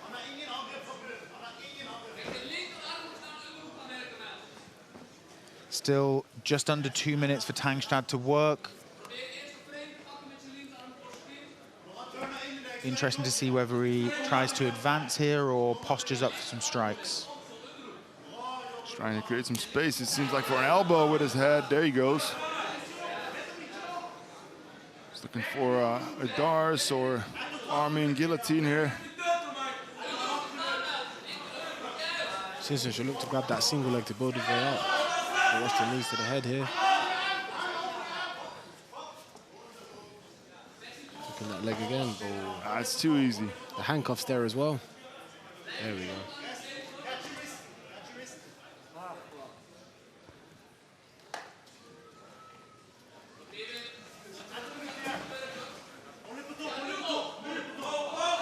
Simpson working to get back up. Nice work, but drags him back down. It's a lot of energy to get back to that position, only to be back where you started only a few seconds before. Especially when you're fighting someone who wants to wrestle and grapple, you have to think 4 steps ahead. As soon as you build up, they're going to grab the body lock. So you should have your hand ready there to block. And that's just those repetitions in the gym. They're getting it into your body where when you're exhausted, you don't even think about it. You just do it. It needs to be automatic. You know, the moment they take you down, you already need to be spinning towards your knees and push your hips up and make it second nature. So what we know is that Simpson's got knockout power, right? But he's looking for the single big shot the entire time. It's too easy for Tangstad to react on that. So what we want to see... Even though very nice work from Simpson to roll out. No! There's a huge shot! And he's out! No! He's done it! It's over! Oh, that's it! From absolutely nowhere!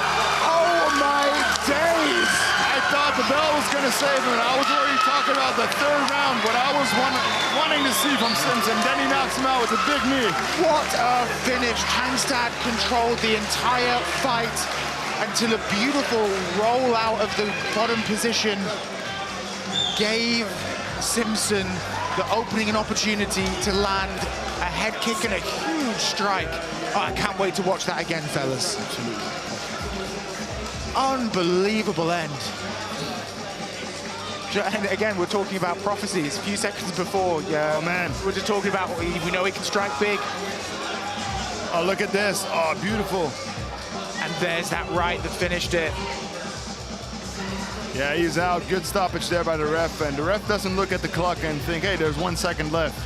In 1 second, a lot can happen, and he could have been, you know, hurt a lot more there.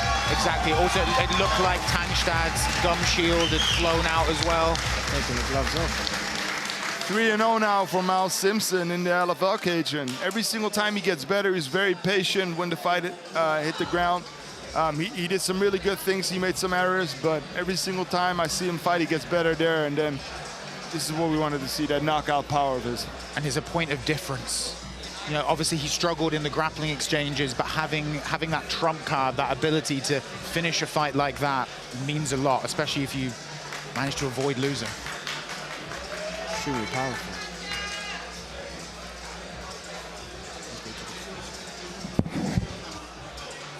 So here we are, we're just waiting for the judge's decision and to come in. Ladies and gentlemen, we have a winner by way of knockout in the second round. Miles, the Punisher, Simpson!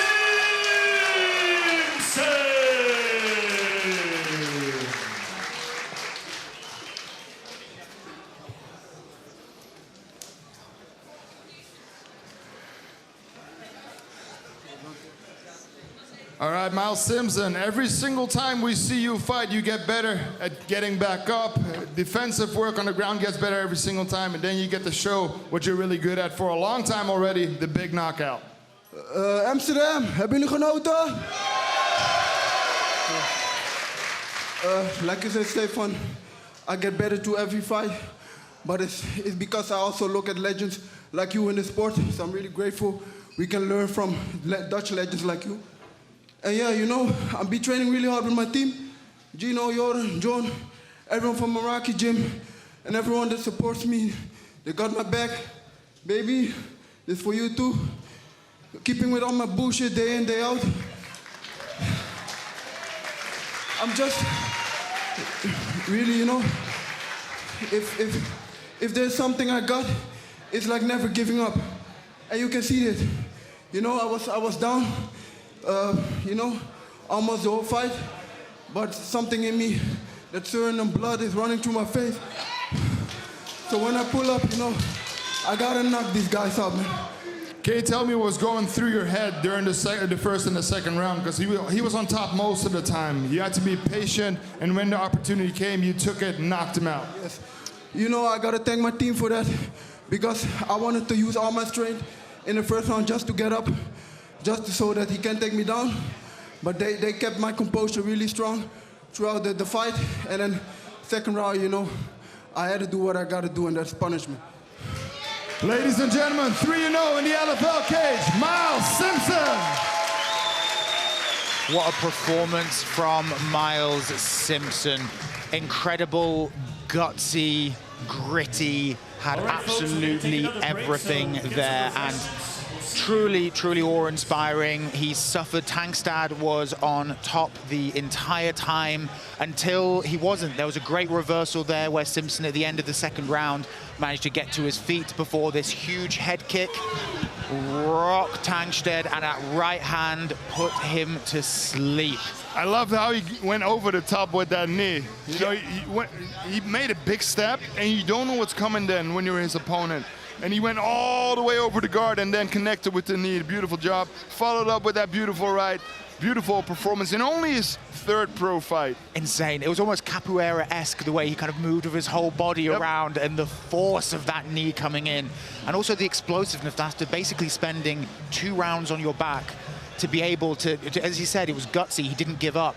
The last moments of that round, very easy for him to have, Simpson just to have stopped and accepted the position. Instead, he gets up and looks for that opportunity, and it's that sort of killer instinct that's going to make a big difference for him progressing in his LFL career. Yeah, I loved seeing the patient. Technically, he gets better every single time. We saw that. There's still some things he needs to learn to get better at, but the patience, I loved seeing it, and it says a lot at where he is at and where he is going in his career. If you have that, not everybody has that, you know? If you have that strong fighter from Norway on top of you and he's grinding you out, just be patient. Don't, you know, give up your back and get choked out. Stay patient, wait for this opportunity and get it. And Mario, that's something you can't really teach, right? That ability to react at the last minute, to throw something heavy, to not give up and then follow through. Absolutely, man. It just comes as second nature. That almost like Neanderthal violence that you need. I kind of needed that in my last fight, you know?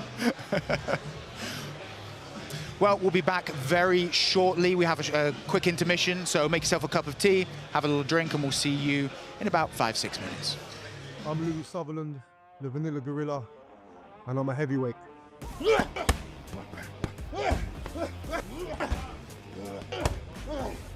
I like violence. I enjoy punching people in the face. I enjoy getting punched in the face, and there's no place I'd rather be on a weekend than going toe-to-toe with another human being.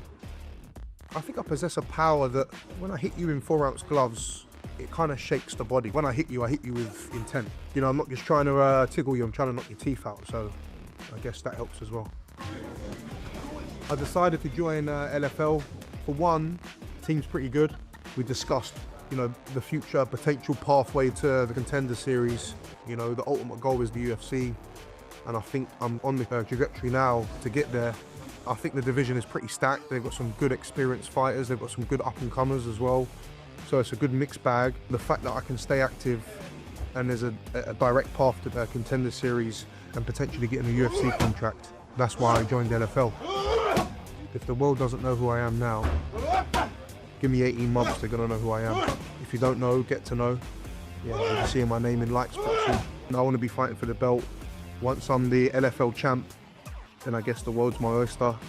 Whether they want me to defend that or we look to go straight to the Contender Series, I'm open to it. But mark my words, by the end of 2025, I'm going to be the LFL champ.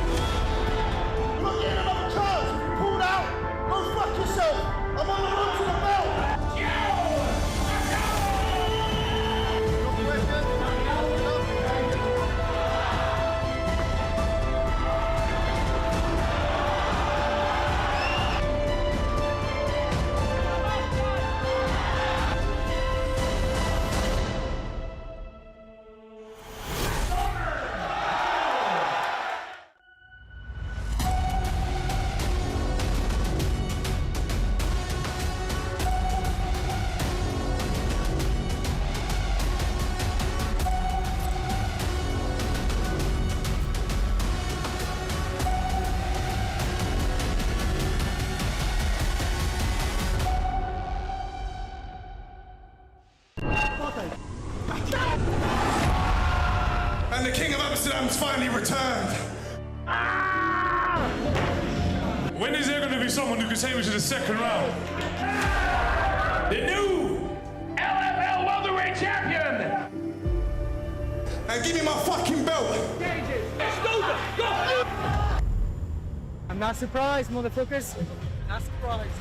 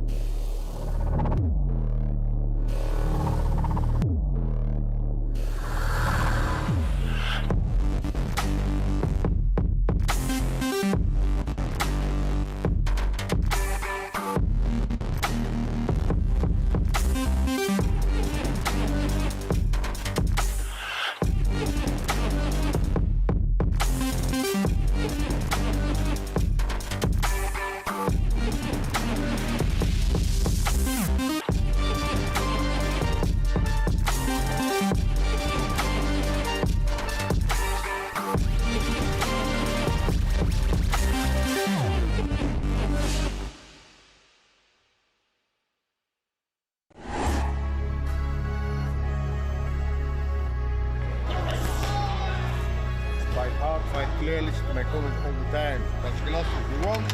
Step back, touch gloves, step back.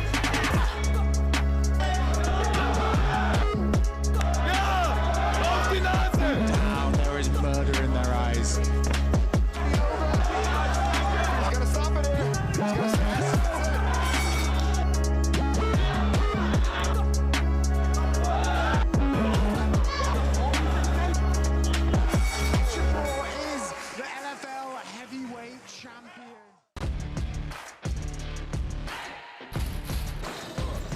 Hey, what up, champ? How you doing? What's up?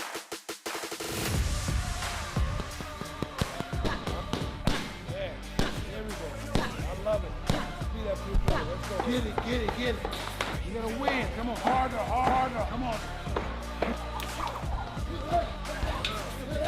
Hands are good and fast. We're ready to go. We gotta get this win. Let's go. Who are we? We are the boundary defiers, innovation drivers, future facers, pioneers. The ones who nerd out, zone in, take on, and reimagine. Together, we're crafting a decentralized web. A web where every voice is heard. Where power is distributed. And where imagination knows no bounds. With Polkadot, we're not just breaking barriers, we're redefining possibilities. Defy what's possible with Polkadot.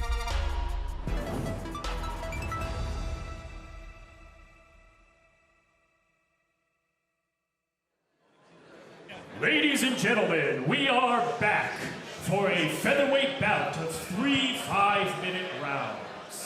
I'd like to start by calling the fighter fighting out of the blue corner into the octagon, Stefano Catacoli.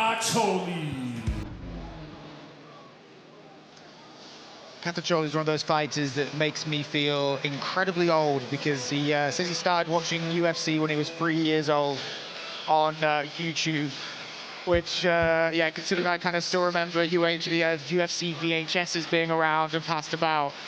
Yeah, shows really kind of how much the sport has aged and grown over several years. But Catacoli is a man with a real deep background. His grandfather was a professional boxer. He began training Muay Thai at 8, had his first fight at 9, which is incredibly young, but then has moved on to grappling, kickboxing, won a range of competitions, and at 26 seems to have an entire lifetime of experience behind him. Mario, how did you begin your kind of martial arts journey? When did you come across MMA and the UFC? So I started off watching Showtime with my dad. I was watching Strikeforce from Showtime, and I remember watching like Frank Shamrock fighting. It was early days, so I didn't even know about the UFC, and I was watching like Fedor Emelianenko, and I was like, oh, like this is making sense to me. And then I kind of started through boxing first. So I was doing boxing, but I always wanted to do MMA, so that's where it really started. And that's it, did you train boxing to begin with, or did you... Yeah, boxing was the first one. Then I did a bit of like karate, you could say. It was called Choi Kwan Do, so it was like a blend of Taekwondo. Interesting. I guess that kind of explains your very fluid stand-up attacks. You could say that, yeah.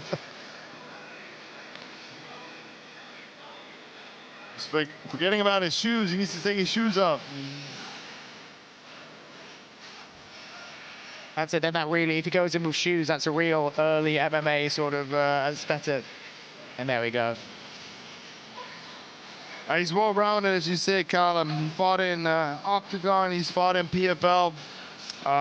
Very talented fighter. Definitely a step up in competition with Dayche Coeriel. We've seen Coeriel fight a bunch already, and this is really the biggest test of his career.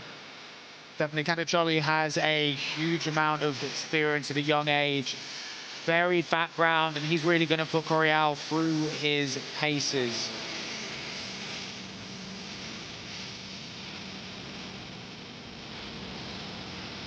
He began training Muay Thai at 8, and his first fight at 9 years old. 9 years old. So at 26, he already had 17 years of fight experience. Crazy.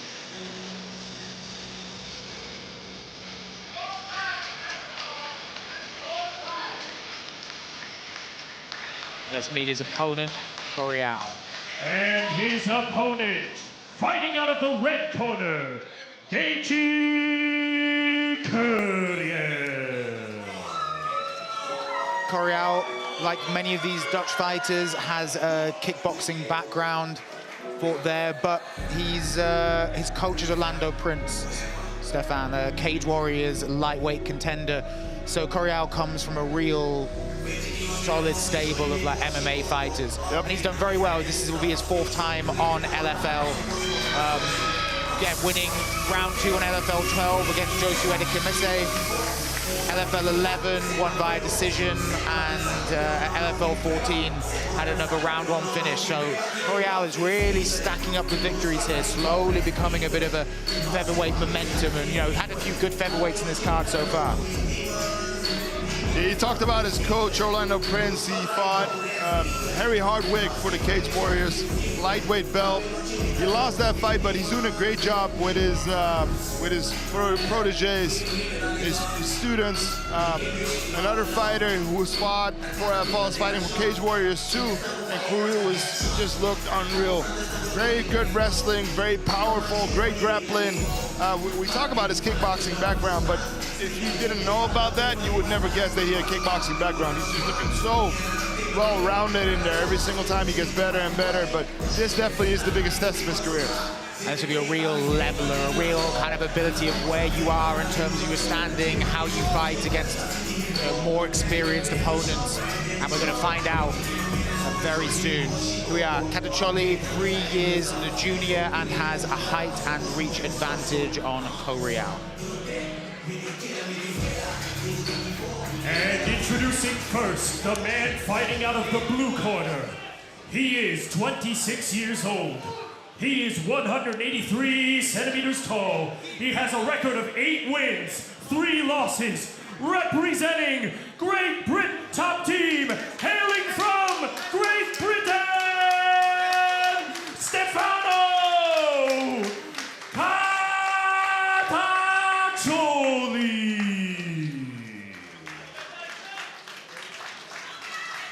And his opponent, fighting out of the red corner, he is 29 years old. He is 175 centimeters tall. He has a record of 4 wins, 1 loss. Hailing from the Netherlands, representing Flex Health Club, Dayche Coeriel.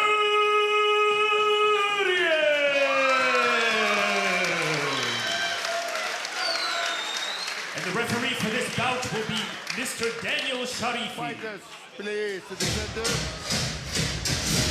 Both fighters looking locked in and ready to go here. This promises to be an absolute banger of a bout. Step back. Here we go, our 6th fight of the night. Catacoli in the blue trunks, Coeriel in the white.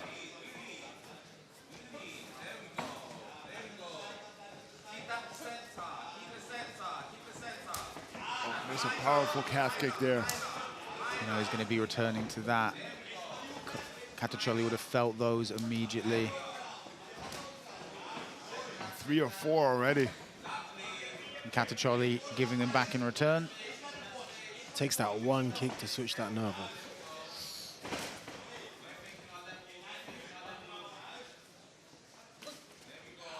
Pressure from Catacoli so far. Oh! Beautiful right hand there by Coeriel. Catacoli is scrambling. He's got hold of the leg. He's that experience coming. He's got to grapple. He's got to build up, come off his knees. Coeriel, and Sharifi's called it off.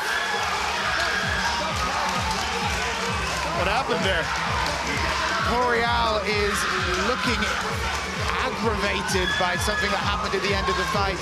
Maybe it was Catacoli holding on to the foot. But Catacoli looks distraught. A blink and you miss it finish. Incredible. Yeah. Oh, and the coach of Catacoli is coming in. A little bit of separation needed here.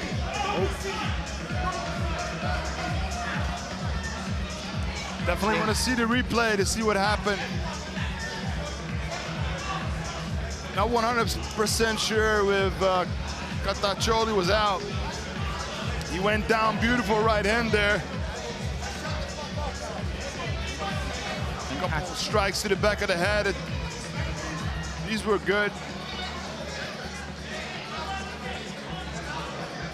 And he goes limp again, but I think he was still fighting, holding on to the leg, not sure. But Daniel Sharifi was in there. He had the best look. Tough fight, and over in a heartbeat.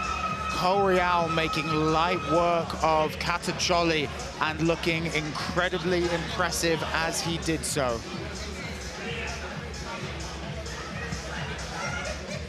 He's still all fired up. It's what happens when you knock someone out in like 30 seconds. You still have that adrenaline in your system. And a very fiery end to that fight. In a blink and you miss it. I hope he cools down a little bit before I go in the cage. I mean, be fine, Stefan. Keep your distance. Use the jab. Will do.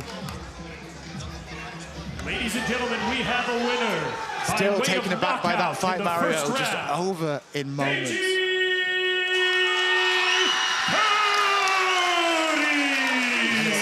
Coeriel wasn't happy with something Catacoli's saying, but we don't have any more details. Maybe Stefan will be able to get a little bit more info out of him now. Seems a bit of animosity. Dayche Coeriel, that was over before it started. You landed a beautiful right hand and you followed up with the hammer fist. Do you think he was out? Did you get a good look at it? Ja, sowieso. Dat was een goede klap. Dus, yeah, man, we saw he was out right away.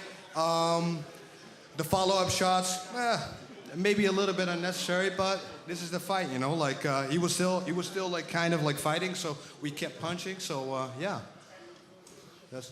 We love saying it. We've seen you a bunch of times now. Every single time you get better. You got a kickboxing background, but when you step in the cage, nobody knows you're a kickboxer because you show it all. You can grapple, you can wrestle, you got knockout power. Every single time you get better. What's next for you? Donovan, I'm still waiting for my title. And the people's waiting. And I need a guy for the title, Jarno. Yeah, let's do this. Do we want to see that fight, Jarno Erens and Dayche Coeriel, ladies and gentlemen? Let's do it, Dayche Coeriel. Coeriel asking for a title shot there, Mario, and on that sort of evidence, you hard to deny him. I mean, yeah, with a performance like that, that's title shot contention right there. 100%. And how would you feel about, obviously, Tom Bennett fighting in the same weight class?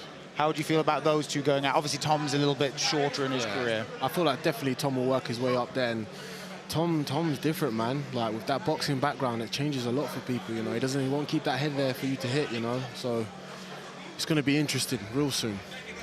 Yeah, very, very prime talent. And Stefan, Coeriel was talking there about Jarno Erens looking for a fight, potentially.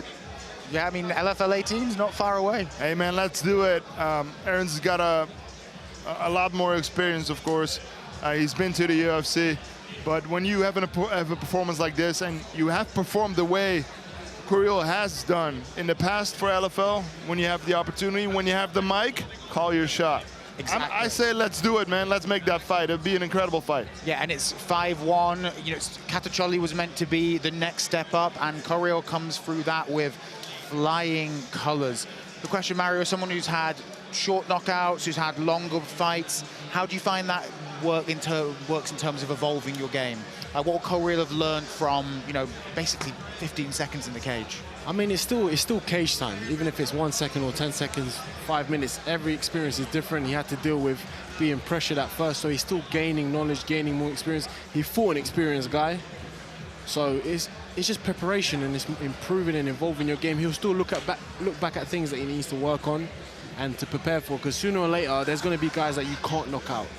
You know, I've had experience. You hit guys and they just stay in front of you. They're not moving, and you've got to tell yourself, okay, I've got to chip away. I've got to learn to win on the points. And it's not just, you know, the time you spend in the cage, of course. It's being backstage, getting in the zone, going through the warm-up with your team, waking up fight day, going to bed the night before. That's almost what I pretty much hated the most, because I had so much anxiety already. I wanted to fight, and that adrenaline was already in my system, and then I was laying down and I didn't want to sleep. Yeah, I just wanted to go in there and take care of business. So it's the whole thing, the weigh-ins, the weight cut. So great experience for Coeriel, and the future's looking bright for this young man.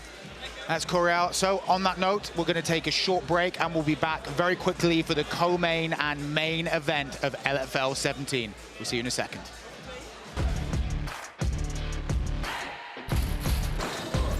Hey, what up, champ? How you doing? What's up?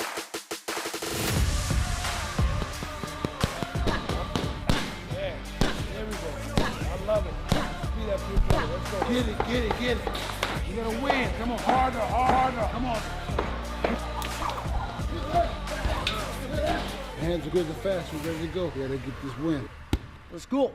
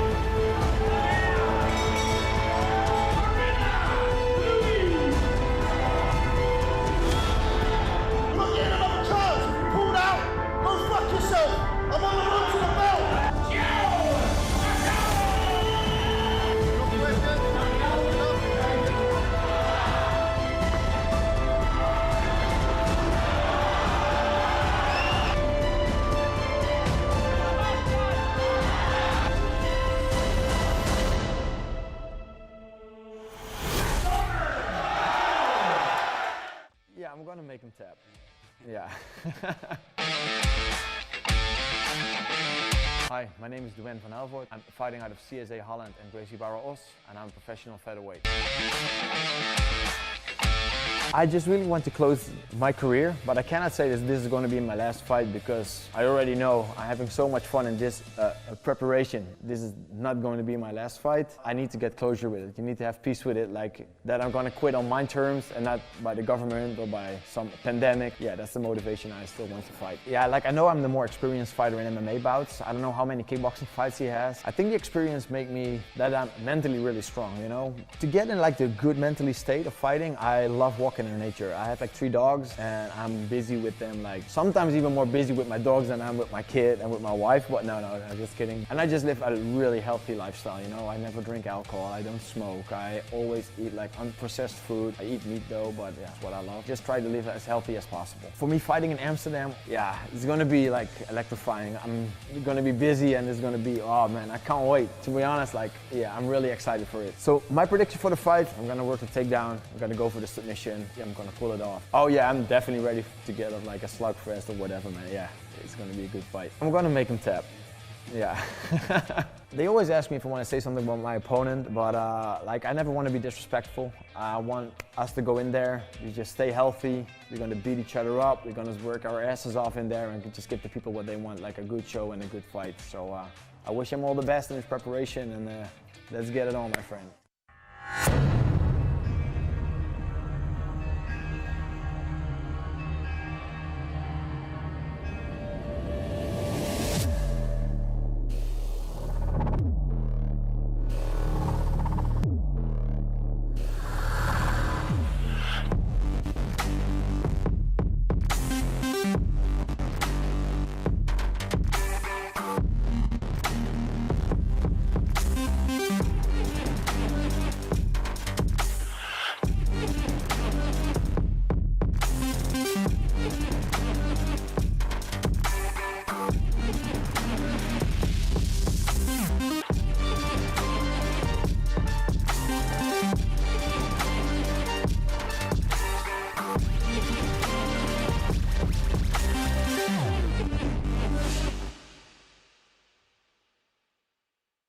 I'm Louis Sutherland, the Vanilla Gorilla, and I'm a heavyweight.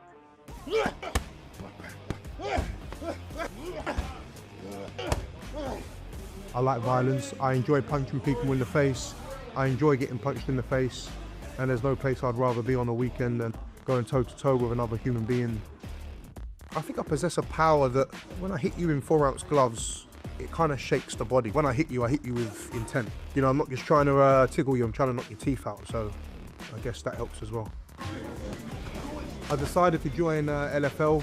For one, the team's pretty good. We discussed, you know, the future potential pathway to the Contender Series. You know, the ultimate goal is the UFC, and I think I'm on the trajectory now to get there. I think the division is pretty stacked. They've got some good experienced fighters. They've got some good up-and-comers as well. So it's a good mixed bag. The fact that I can stay active and there's a direct path to the Contender Series and potentially getting a UFC contract, that's why I joined the LFL. If the world doesn't know who I am now, give me 18 months, they're gonna know who I am. If you don't know, get to know. Yeah, you'll be seeing my name in lights soon. I want to be fighting for the belt. Once I'm the LFL champ, then I guess the world's my oyster. Whether they want me to defend that or we look to go straight to the Contender Series, I'm open to it. But mark my words, by the end of 2025, I'm going to be the LFL champ.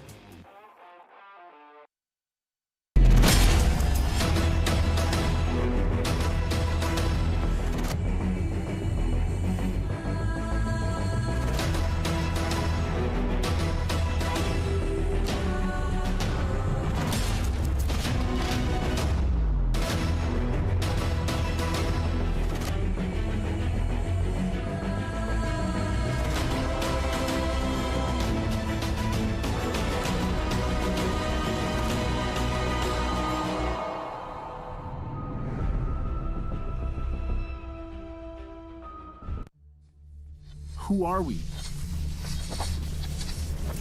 We are the boundary defiers, innovation drivers, future facers, pioneers. The ones who nerd out, zone in, take on, and reimagine. Together, we're crafting a decentralized web. A web where every voice is heard. Where power is distributed, and where imagination knows no bounds. With Polkadot, we're not just breaking barriers, we're redefining possibilities. Defy what's possible with Polkadot.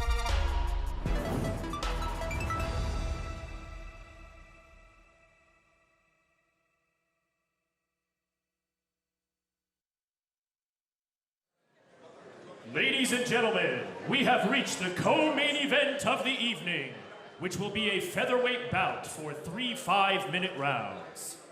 Let's start by introducing the man fighting out of the blue corner, Hamza Hamry. He has an impressive pedigree as a martial artist. He was an ADCC African champion at 70 kilograms. He is a judo black belt. And he won a gold medal in the Tunisia Judo Championship. Ladies and gentlemen, give it up for the Joker himself, Hamza Hamry.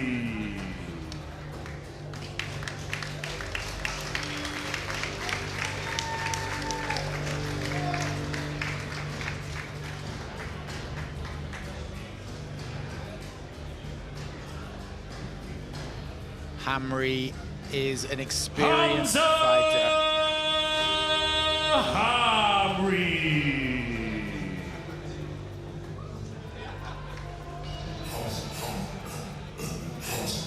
Beyond all the grappling experience he has, he's also fought in some bare knuckle competitions. In BYB, if anyone's ever seen it, it's the one where the ring is a triangle. Yeah, which is intense. Very intense, and it's basically a triangular foam box. It's so small. So this is a man who is willing to throw himself into any sort of tough situation. And you know, this is a bit of an interesting one. We've spoken a bit in the evening about the striker versus grappler. Well, this is a grappler versus grappler. And in that, there's a whole different level of competition. So yeah, I don't know how you view those sorts of fights, Mario. I mean, often when that happens, when it's grappler versus grappler, they just end up striking. Because they know each other's games. So then it's just like, who's been doing more boxing? more kicking. Yeah, they kind of nullify each other's strengths to the point where they're both then kind of, okay, who's better with the hands? Yeah, they're forced to strike, unfortunately, and then... Well, this man definitely wants a striking battle because his opponent, Duane van Helvoirt, he is magic on the ground, and we saw that last year when he made his return after about 5 years out of action. Scored a beautiful triangle submission, and that's probably his favorite submission, but he's got a whole arsenal of tricks up his sleeve. When you hit the ground with Duane van Helvoirt, watch out. So I think Hamza Hamry is going to use his judo background to keep the fight on the feet and look for a striking battle. And I always love seeing a judo fighter in the MMA cage. It's one of our continuing things in LFL. There's something about the judoka's ability in kind of the clinch in those half moments to, yeah, really make a difference in the fight. People forget as well, in judo, you used to be allowed to double leg. Fighting out of the A lot red of people didn't know that. Duane van Helvoirt. Duane has an equally impressive martial arts pedigree. He had his first amateur fight in 2006. He is a 2 times European Brazilian Jiu-Jitsu champion and a European MMA champion. He is a 3rd degree Brazilian Jiu-Jitsu black belt as well as a judo black belt. Ladies and gentlemen, give a warm welcome for the Bambino, Duane van Helvoirt.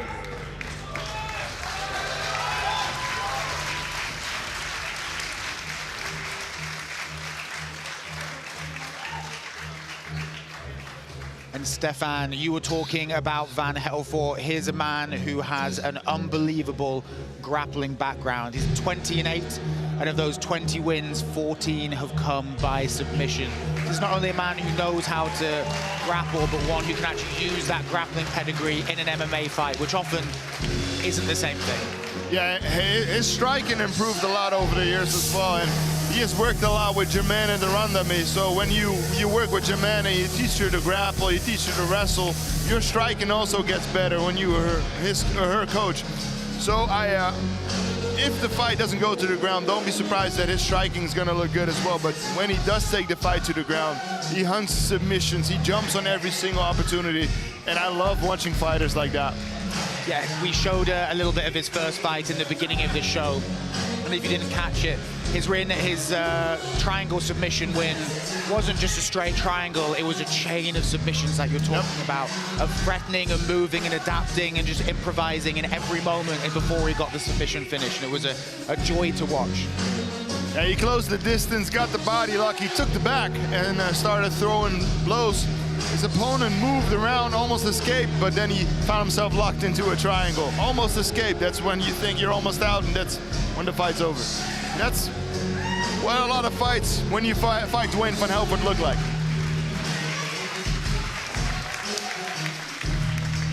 Here we go. Van Helfort, 9 years the senior of Hamry, with a slight height advantage and a slight reach advantage too. And introducing first, the man fighting out of the blue corner. He is 30 years old. He is 170 centimeters tall. He has a record of 4 wins, 1 loss. Hailing from Tunisia, representing Jackson Wink MMA Academy in the United States, Hamza, the Joker,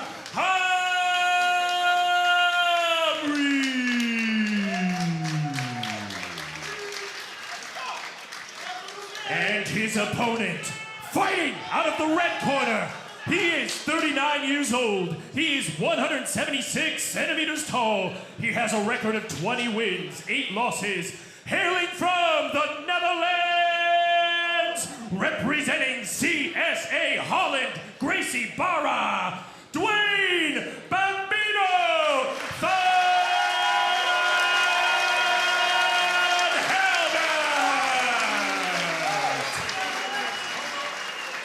And the referee for this co-main event will be Mr. Tariq Khan.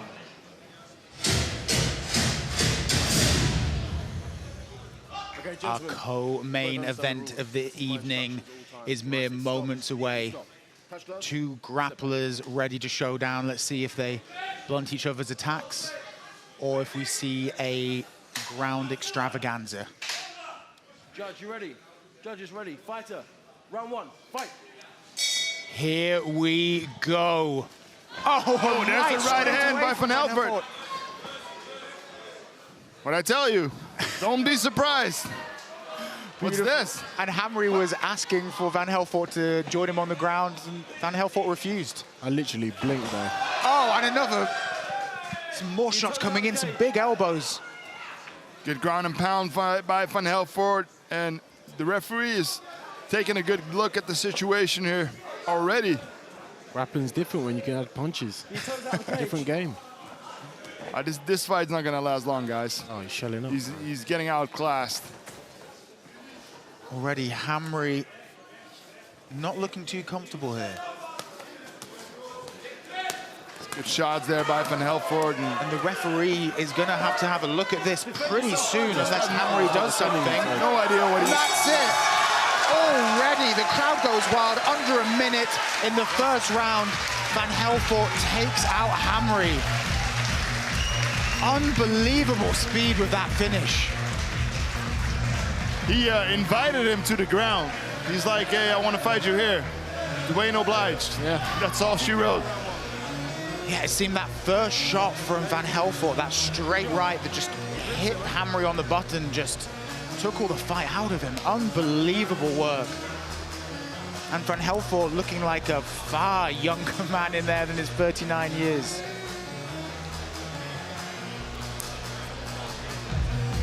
A tough loss from Hamry, though. It's only his second loss of his professional career, and probably not the way he'd have wanted to go out, Mario.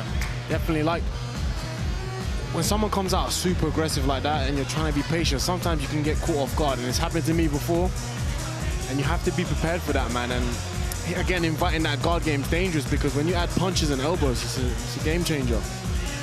And he did, like Van Helvoirt didn't engage with him in the way that Hamry wanted, like to make it a grappling contest. Exactly like you said, he found his base, postured up and just landed shots until the referee had to step in. Hamry wasn't defending himself intelligently, and the ref's job there is to stop the fighter getting injured in ways that they might not be able to step back from.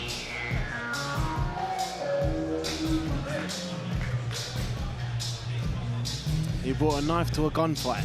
All right, folks, we have a winner by way of TKO in the first round, the hometown hero, Duane van Helvoirt.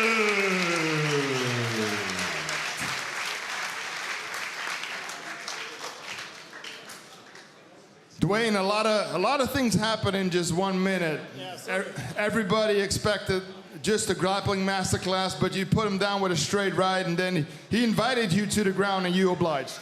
Yeah, like, I don't know if it was the smartest move for him to do, to apply me to go to the ground, but yeah. But that's why I said get up, because I really worked on my striking a lot. I had some difficulties with my grappling preparation coming into this fight, but I mean, I felt great today, so yeah. We didn't see any of that. So you made your comeback last year after 5 years being gone. Beautiful triangle win. You got a TKO win now. No big injuries, I think. We got a really nice card in June. You want to be back soon? Hell yeah, I want to be back in June, man. We'll be great. We'll be great. We would like to see you then. Ladies and gentlemen, Duane van Helvoirt. A class act, a wonderful MMA athlete, and an incredible performance there, Mario. What can you take away from a display like that? Just confidence? Like, what's the... Just confidence and being proactive, man. Just, again, understanding that when it comes to the ground game, punches and elbows change everything. Damage changes the way you grapple. You know, where usually when you're grappling, you're comfortable, you open up more because you're inviting them to pass guard, and sometimes them passing guard or advancing, it actually is easier for you to scramble, to sweep, to reverse because you've trained for that. But then when someone doesn't want to pass and they just want to damage, it's very hard to work with that. You're trying to catch their arm when they're trying to throw elbows at you, and then again it's the pain you have to deal with. And we can see that happening on the screen at the minute with, Hamry invited Van Helvoirt down, and exactly like you said, Mario, he maybe expected one thing and just got delivered a series of knuckle sandwiches on a platter. Exactly, we call that elbows. Yeah, he got outclassed, but it's Duane who puts him in positions with the knee on belly. You know, these positions are not easy to you know, be in total control, and he was in total control, so he made his opponent look really bad, but that's, in my opinion, mostly because Duane is so good in these positions. He's such a good grappler. But his striking looked really good, really sharp today as well. Yeah, immediately from the start, that straight right put Hamry down, and Mary was saying seemed to change everything in Hamry. Just couldn't hang with the power. Imagine what that does to you. Like 2 seconds into the fight, and you're sitting on your butt after eating a big right.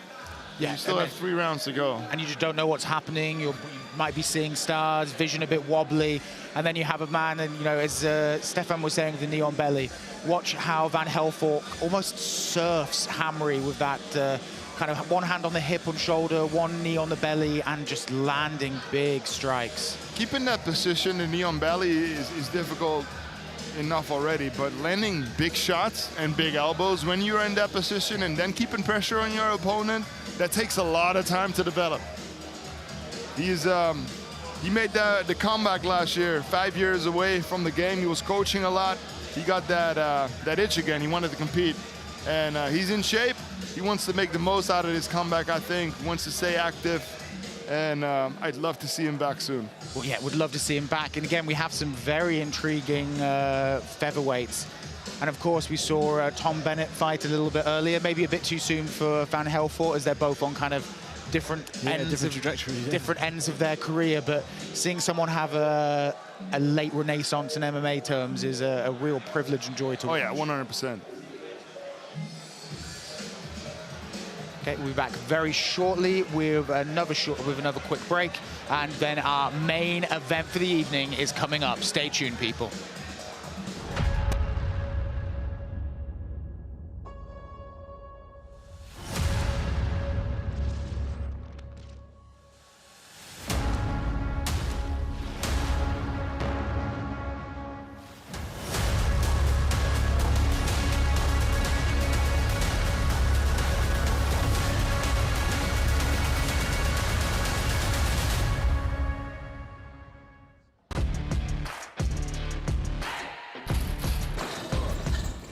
What up, champ? How you doing? What's up?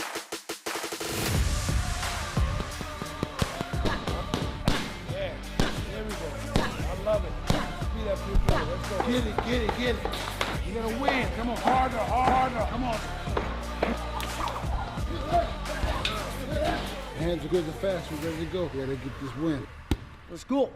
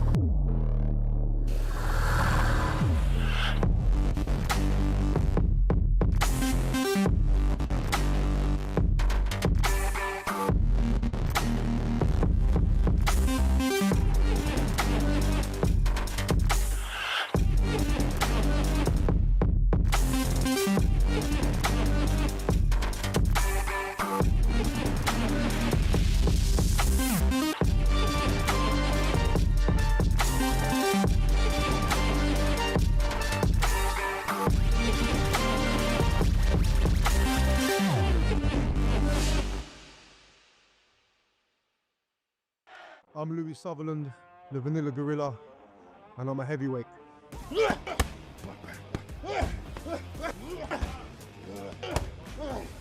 I like violence. I enjoy punching people in the face. I enjoy getting punched in the face. And there's no place I'd rather be on a weekend than going toe-to-toe with another human being. I think I possess a power that when I hit you in 4-ounce gloves, it kind of shakes the body. When I hit you with intent. You know, I'm not just trying to tickle you, I'm trying to knock your teeth out, so I guess that helps as well. I decided to join LFL. For one, the team's pretty good. We discussed, you know, the future potential pathway to the Contender Series. You know, the ultimate goal is the UFC, and I think I'm on the trajectory now to get there. I think the division is pretty stacked. They've got some good experienced fighters. They've got some good up-and-comers as well. So it's a good mixed bag. The fact that I can stay active and there's a direct path to the Contender Series and potentially getting a UFC contract, that's why I joined LFL. If the world doesn't know who I am now, give me 18 months, they're gonna know who I am. If you don't know, get to know. Yeah, you're seeing my name in lights, and I want to be fighting for the belt. Once I'm the LFL champ, then I guess the world's my oyster. Whether they want me to defend that or we look to go straight to the Contender Series, I'm open to it. But mark my words, by the end of 2025, I'm going to be the LFL champ.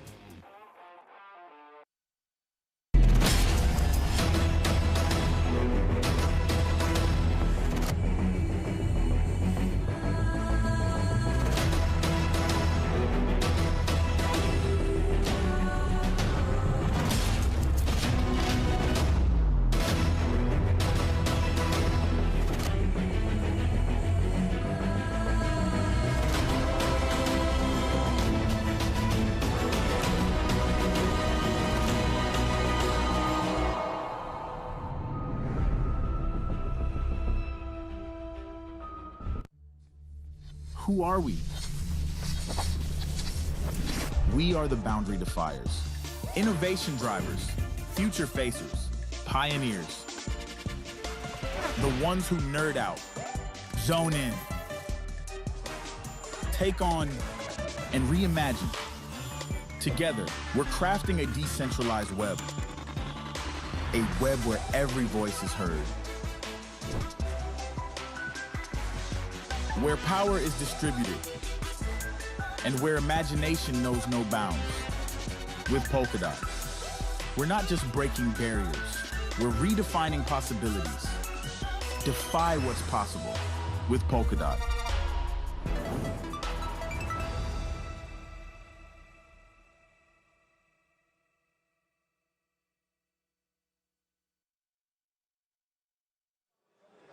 Ladies and gentlemen, it's the moment we've all been waiting for.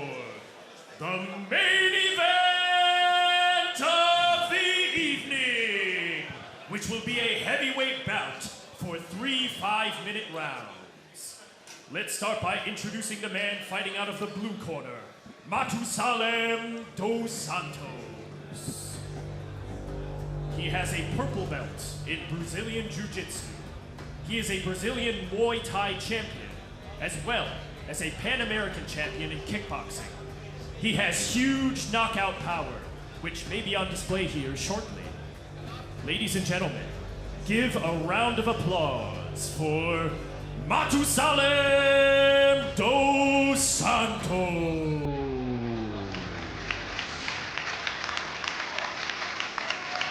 Here we go. The first combatant in our main event of the evening, a heavyweight blockbuster. Dos Santos is coming out.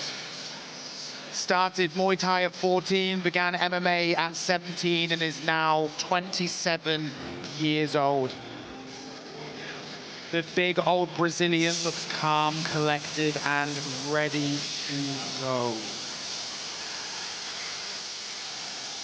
And that's it, Mario. As a heavyweight contender yourself, what do you think when you see men of this size kind of walking into the cage? I mean, they definitely got power. I'll definitely say that for sure. They got power, and people are surprised. Heavyweights are a lot more athletic than they look. A lot more athletic than they look.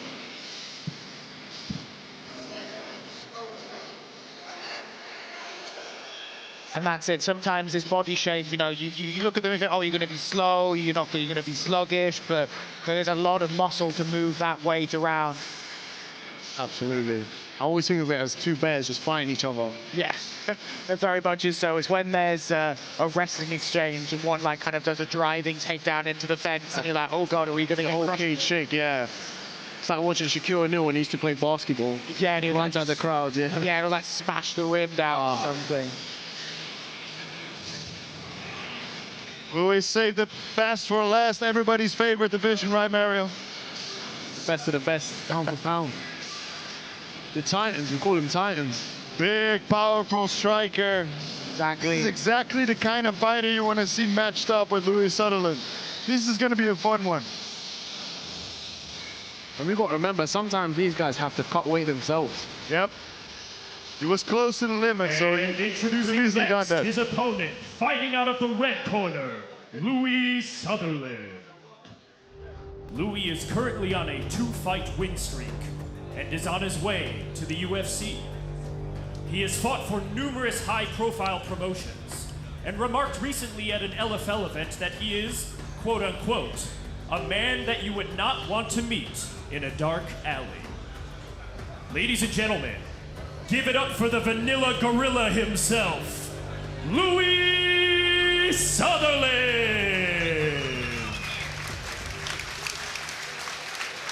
Louis Sutherland back again after a fantastic finish against another Brazilian, Luis Carlos Brito, with a round 1 KO.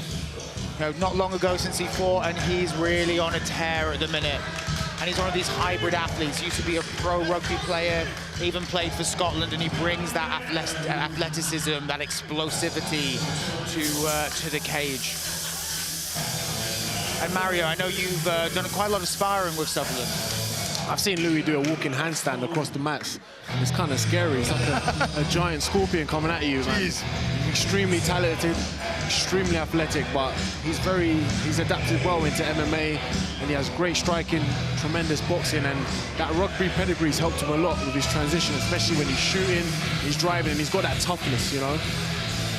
Yeah, you don't get to the top level of rugby if you don't have some grit about you, that's for sure. Definitely, definitely. And also, you don't want to be hit by him as well, you know. I've been hit a couple of times by him, and I've questioned my life choices, you know. Maybe I should just go be a... Maybe it's time for dentistry. Yeah, exactly, yeah. Vanilla gorilla power. He's got good boxing, as you say. He's got good takedowns from his rugby background. What he surprised me with the most, probably, is his kicks. He kicks very easily as well, especially with his body type. That's very surprising. Absolutely, absolutely.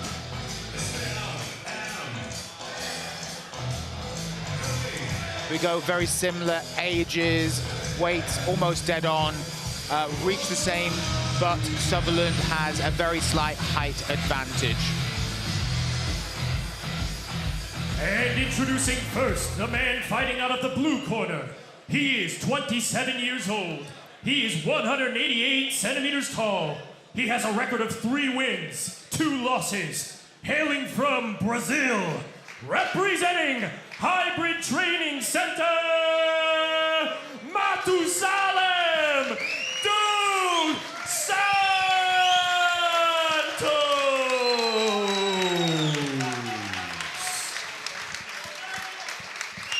And his opponent, fighting out of the red corner. He is 31 years old. He is 191 centimeters tall. He has a record of 8 wins, 3 losses. Hailing from Scotland, representing Great British Top Team, the Vanilla Gorilla himself, Louis Sutherland!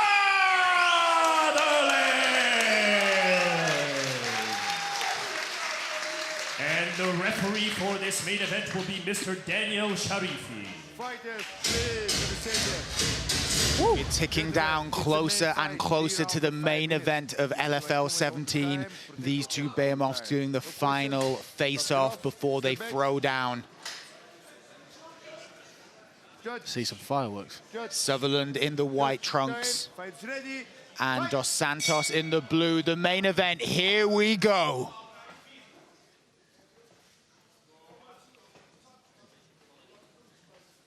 Dos Santos got tree trunks for legs, man. Jeez. He's like a young Derek Lewis. It could be him. It could really will be him. And again, very tentative here beginning. They know they both have big power. Yeah, both very respectful of each other's strength and knockout ability here. So next time we need bigger shorts for this guy. Bigger shorts.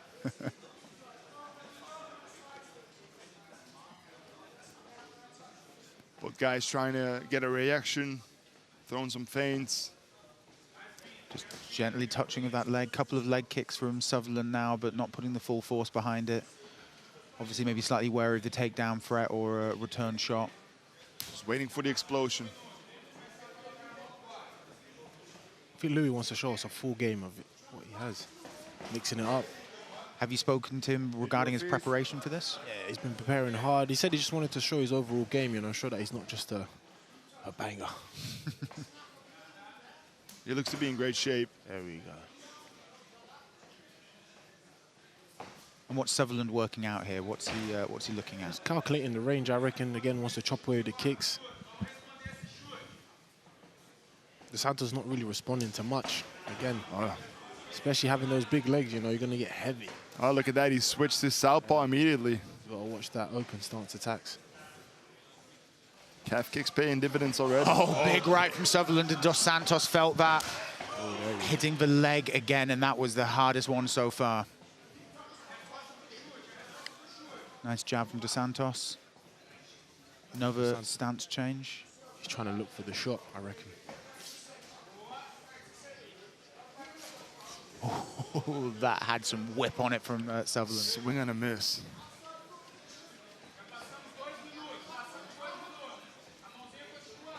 And Dos Santos moving between those two stances, obviously aware of that leg kick, but seems to be trying to catch Sutherland now when he goes for it. Nice body jab there by Sutherland. Oh, nice right 1-2. Through the middle.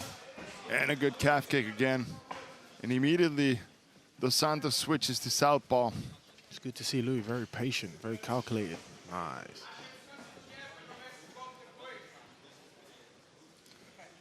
Dos Santos is pressuring him, but he's not doing anything, really. He's walking forward, but it's Sutherland who's throwing everything. Attempted head kick from Dos Santos, but easily blocked by Sutherland.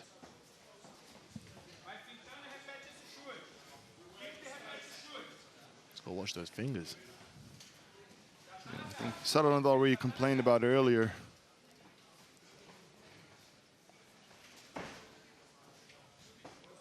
Still, neither fighter pulled the trigger yet. Both aware of the power of both. Oh, it's a good left kick there by Dos Santos. A little jab from Sutherland in return. That's a huge nice body shot. A wild swings there by Dos Santos. He's got to be careful. He's leaving his head right in the middle there when he's coming forward. A nice little look at the floor from Sutherland before throwing a head kick. Nice and clever. Look at that. Hey, have you got something on your foot?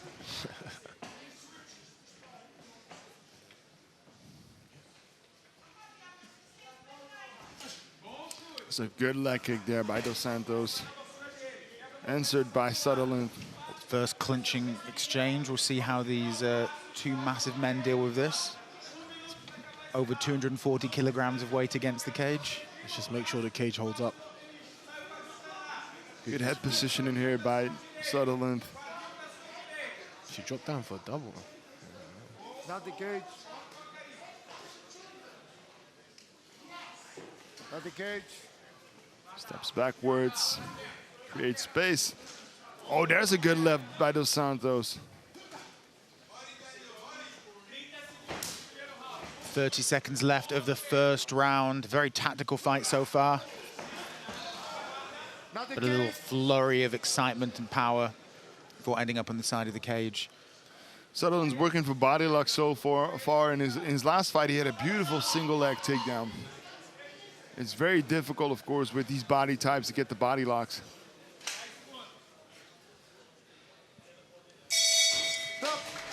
Very tactical, balanced first round. What did you like from that first round, Mario? I just love that Louis was very patient. Again, chipping away with the calf kicks, not showing much. Dos Santos is a bit worried about his power, to be honest. He doesn't want to engage and, you know, mix it up, and doesn't want to get caught in a firefight with Louis. There's some of those leg kicks there from Sutherland. Yeah, he had Dos Santos switch stances a couple times already. I want to see Louis capitalize when Dos Santos switches stance again, attacking that body with the rear leg and going downstairs and upstairs with the right hand. Tough round to call, but Sutherland probably edges it if we're going on points. But it feels like there's still more to come from this fight, that the pair of them are just eyeing each other up. I feel like now they've... And here we go, the second round of the main event of LFL 17. Both fighters coiled and ready to go. Big right hand. Ate it like it was nothing. Dos Santos clinches up, but Sutherland has the dominant position. Big in here, chip away, touch those knees. Battle for head position in here.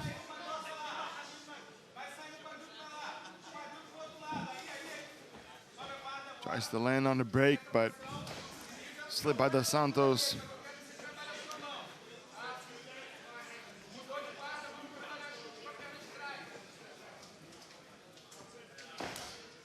Another good leg kick from Dos Santos. He's finding a home for those.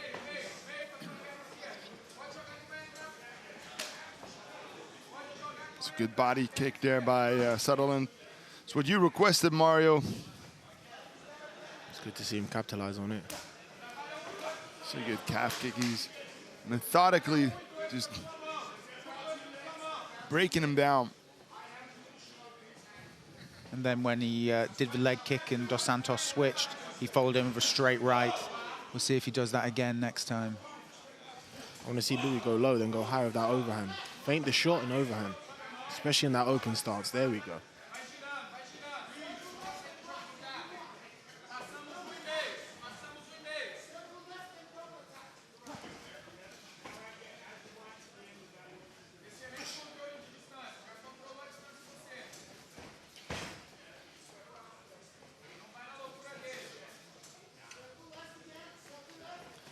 Fighters still wary of each other's power, not wanting to overcommit.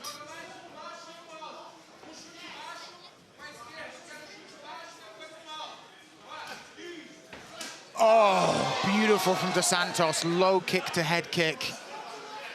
Very found smooth a home for both. For such a big man.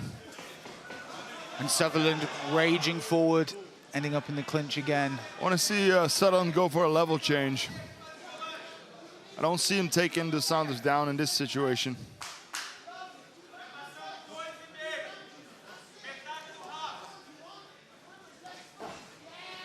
That hurt. Yeah. Foot stomp from Sutherland. 300 pounds on your foot.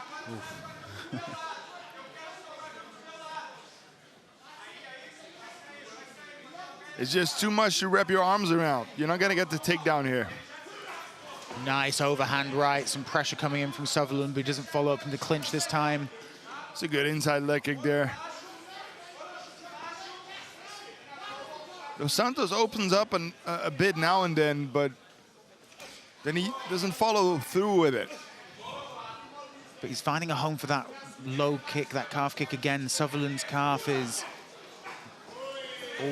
all red and swollen.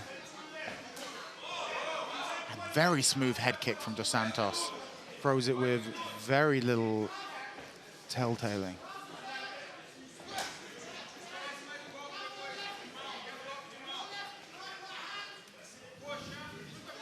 The pair of them just chopping away at each other.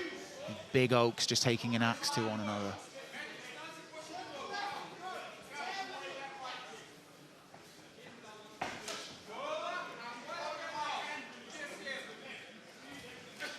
It's crazy, the heavyweights have the most volume today.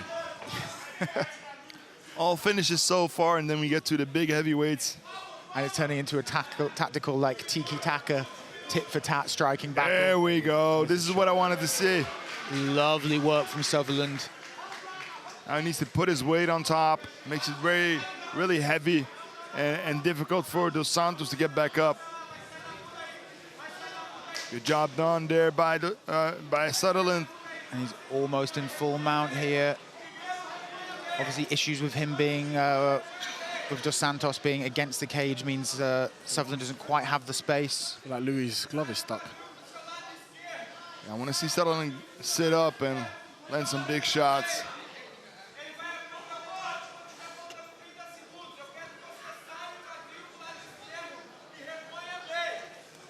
"15 seconds left of this second round. Referee asking for a bit of action from Sutherland here.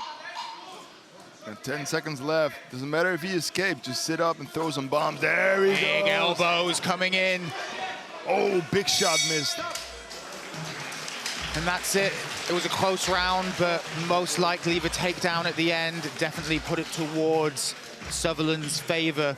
We're probably looking at 2-0 now to Sutherland. What does Dos Santos have to do to turn this around, Mario? How does he need to change his game plan? He's got to be more active. I think now he's just trying to reserve his energy too much. He's trying to figure out what to do. I think he's just got to pull the trigger and come forward, you know, because he's letting now Louis work his game. He's found his rhythm. And if he just keeps picking him apart like this, he's just going to win easily through decision. He's going to need to take risks. He needs to open up more, throw combinations. And it's going to take a lot of energy, especially in the third round with the size of these men. But if he wants to win, he needs to do it. And what do you think Sutherland's corner is saying to him now, Mario? Tell him keep doing what he's doing. Again, if the takedown's there, go for the takedown. Just secure the win, you know. Do the right things. There's no need now to try to bang out. You know, you're 2 up. After he made the level change, that takedown came so easily.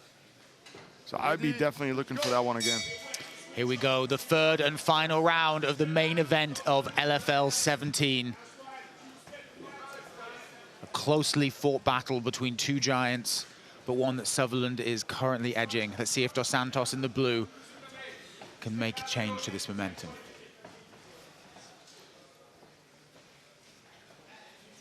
He's looking for that big shot. There he goes again. Takedown. It's good timing.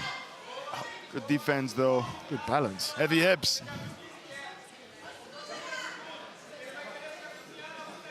Sutherland chipping away at those legs.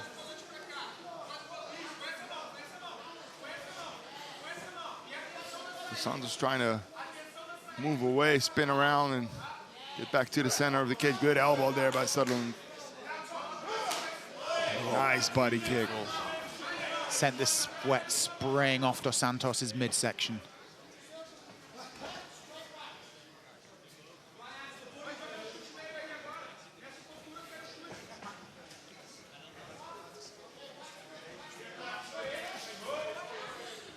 Missed with a big left hand there. Oh, he's going fainting now. Yeah, I liked it.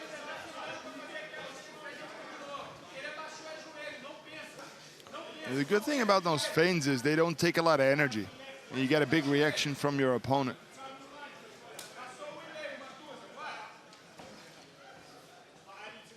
Sutherland just slowly working, another big leg kick.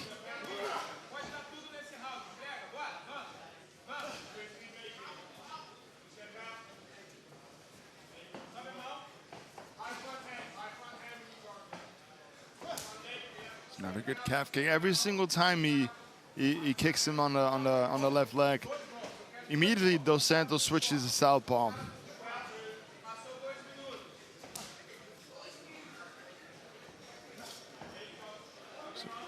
Push kick there by Sutherland. Sutherland looks in total control right now. Just dominate the center, picking him apart.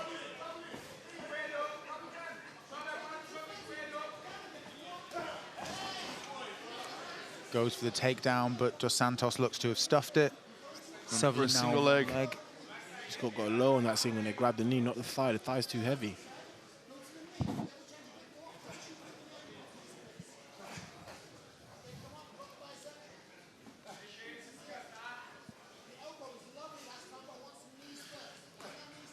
Over halfway of the third and final round of this fight. Sutherland in full control. Stuart Austin is asking for knees first and then an elbow. Does that sound familiar, Mario? Absolutely. Yeah. And just chipping away.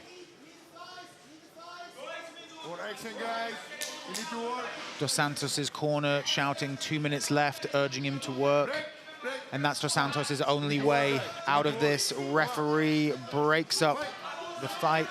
This might be Dos Santos' chance if he wants to win to throw something big. He's got to come forward now. But Dos Santos still looking slightly tentative. And Sutherland happy just to coast it out. Jab and kick away. Oh, beautiful knee from Sutherland.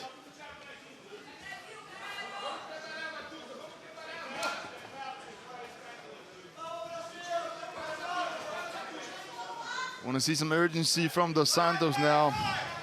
We're just approaching the final minute of the main event of LFL 17. If I was his corner, I'd be on him. Telling him he'd have 1 minute left to do something in this fight, but...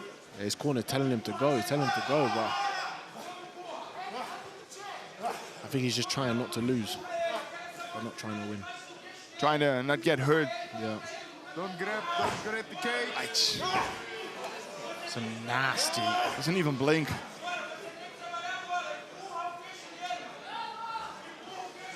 .30 seconds left of the third and final round. Referee looking at this clinch again, urging a bit of work. Combination by Sutherland. The crowd asking for a little bit of action here to finish off this event. 10 seconds left. Level change. Good defense by Dos Santos, and that's it. That's it, the main event of LFL 17 done. Louis Sutherland versus Dos Santos. Very likely Sutherland came out victor, seemed to control the fight, but if you leave a bout to the judges, you can't be responsible for what they say. I definitely have to go in Louis Sutherland's way, for sure. How did you view Sutherland's performance there? Pitch perfect, you know, he controlled everything, secured takedowns, he was aggressive, pushing forward, and it was just volume and activity. Dos Santos was just trying to survive. I get he wasn't trying to get hurt, but he didn't really give Louis much to contest with. That's tough, and fair play to Dos Santos, he stayed in, he was tactically sound, didn't open himself up. He wasn't completely outclassed, but he was out-tactician, essentially. Exactly. Tom Bennett in the corner, doesn't rest. Looks like he's just been for a walk in the park, not come into being in a cage fight. Give it up for these fighters!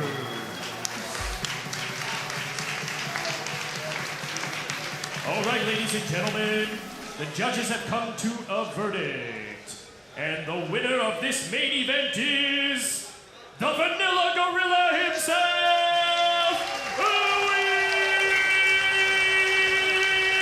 Sutherland!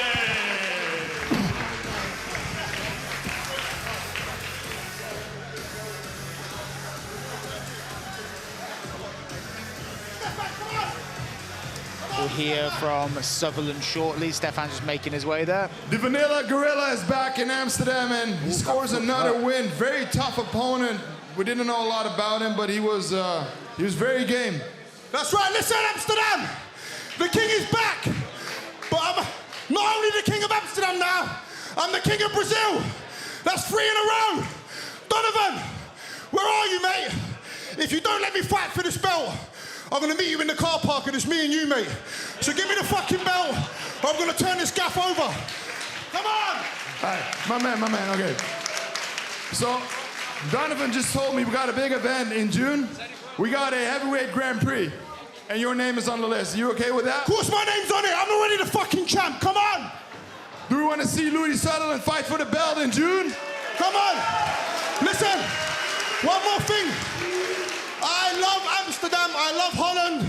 But listen, thank you very much to my opponent. Yeah, I'm graceful in victory, honestly.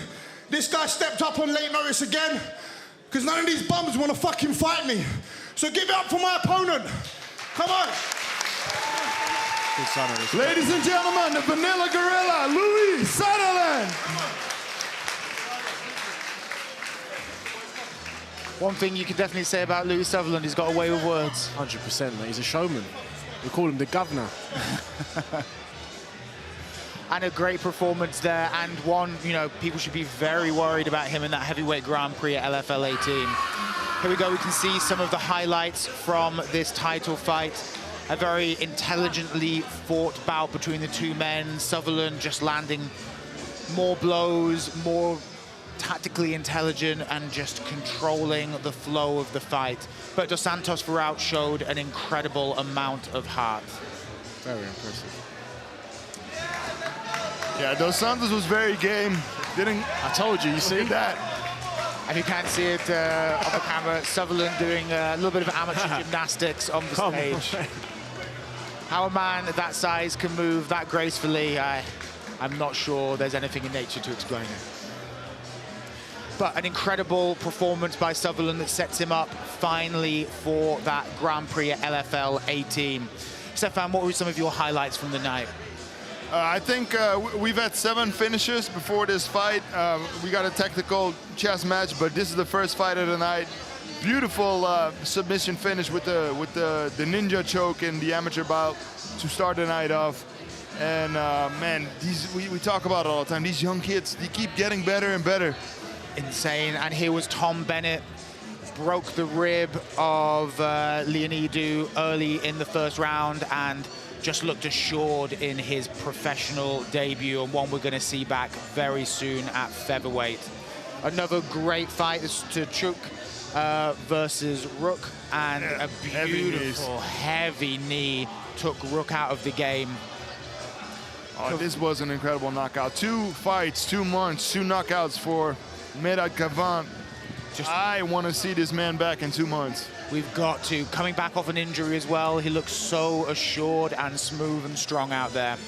Then, maybe one of my highlights of the night, 2 rounds of Simpson being on his back, yet given a moment. Oh man. Came around. Dayche Coeriel. What a knockout this was. Followed it up, finished the fight. And Daniel Sharifi had the best look at it. So, called out Jarno Aarons. Let's go, let's do that. Let's go indeed. Here we have Van Helvoirt, beautiful straight right, sent the fight to the floor, at which point he polished it up with aplomb. His name changed to Van Helbo tonight. And then we finished this delightful fight pastry with a delicate ganache of a fight between 2 behemoths, leaving it all in the cage, with Louis Sutherland being crowned the victor. So, another fantastic night of fights, gentlemen. Mario, thank you very much. My pleasure. Thank you for having me. Guest analyst. Always a joy to speak to you. Stefan, pleasure as always. Mario, do we have a fight coming up? Like, we have you here now, man. Come on. Oh, yeah. Give us some news. Stay tuned. Hopefully in summer. Fingers crossed. Yeah. Okay. Cool. Good stuff. And if people want to stay up to date with what you're doing, Mario, where do they find you? Find me on Instagram, Mario Pinto MMA. Perfect. Go find out for Mario's next fight in the UFC. LFL heavyweight champion alumni, the winner of the first heavyweight Grand Prix in LFL history. We've got another one coming up. June, are you going to be there? Yeah. Are you watching that one? Should be there. Louis is in there. Yeah. Looking forward to see who else is in there. It's going to be fun, guys. And that's it. LFL 18 coming up in June. Go on LFLMMA.com or LFL MMA across any of our social media channels to stay up to date. And if you're anywhere near the Netherlands, come down on June 15th for our open air show in the gorgeous city of Utrecht. Until that time, well, we'll sign off. I've been Callum. Have a wonderful evening and au revoir.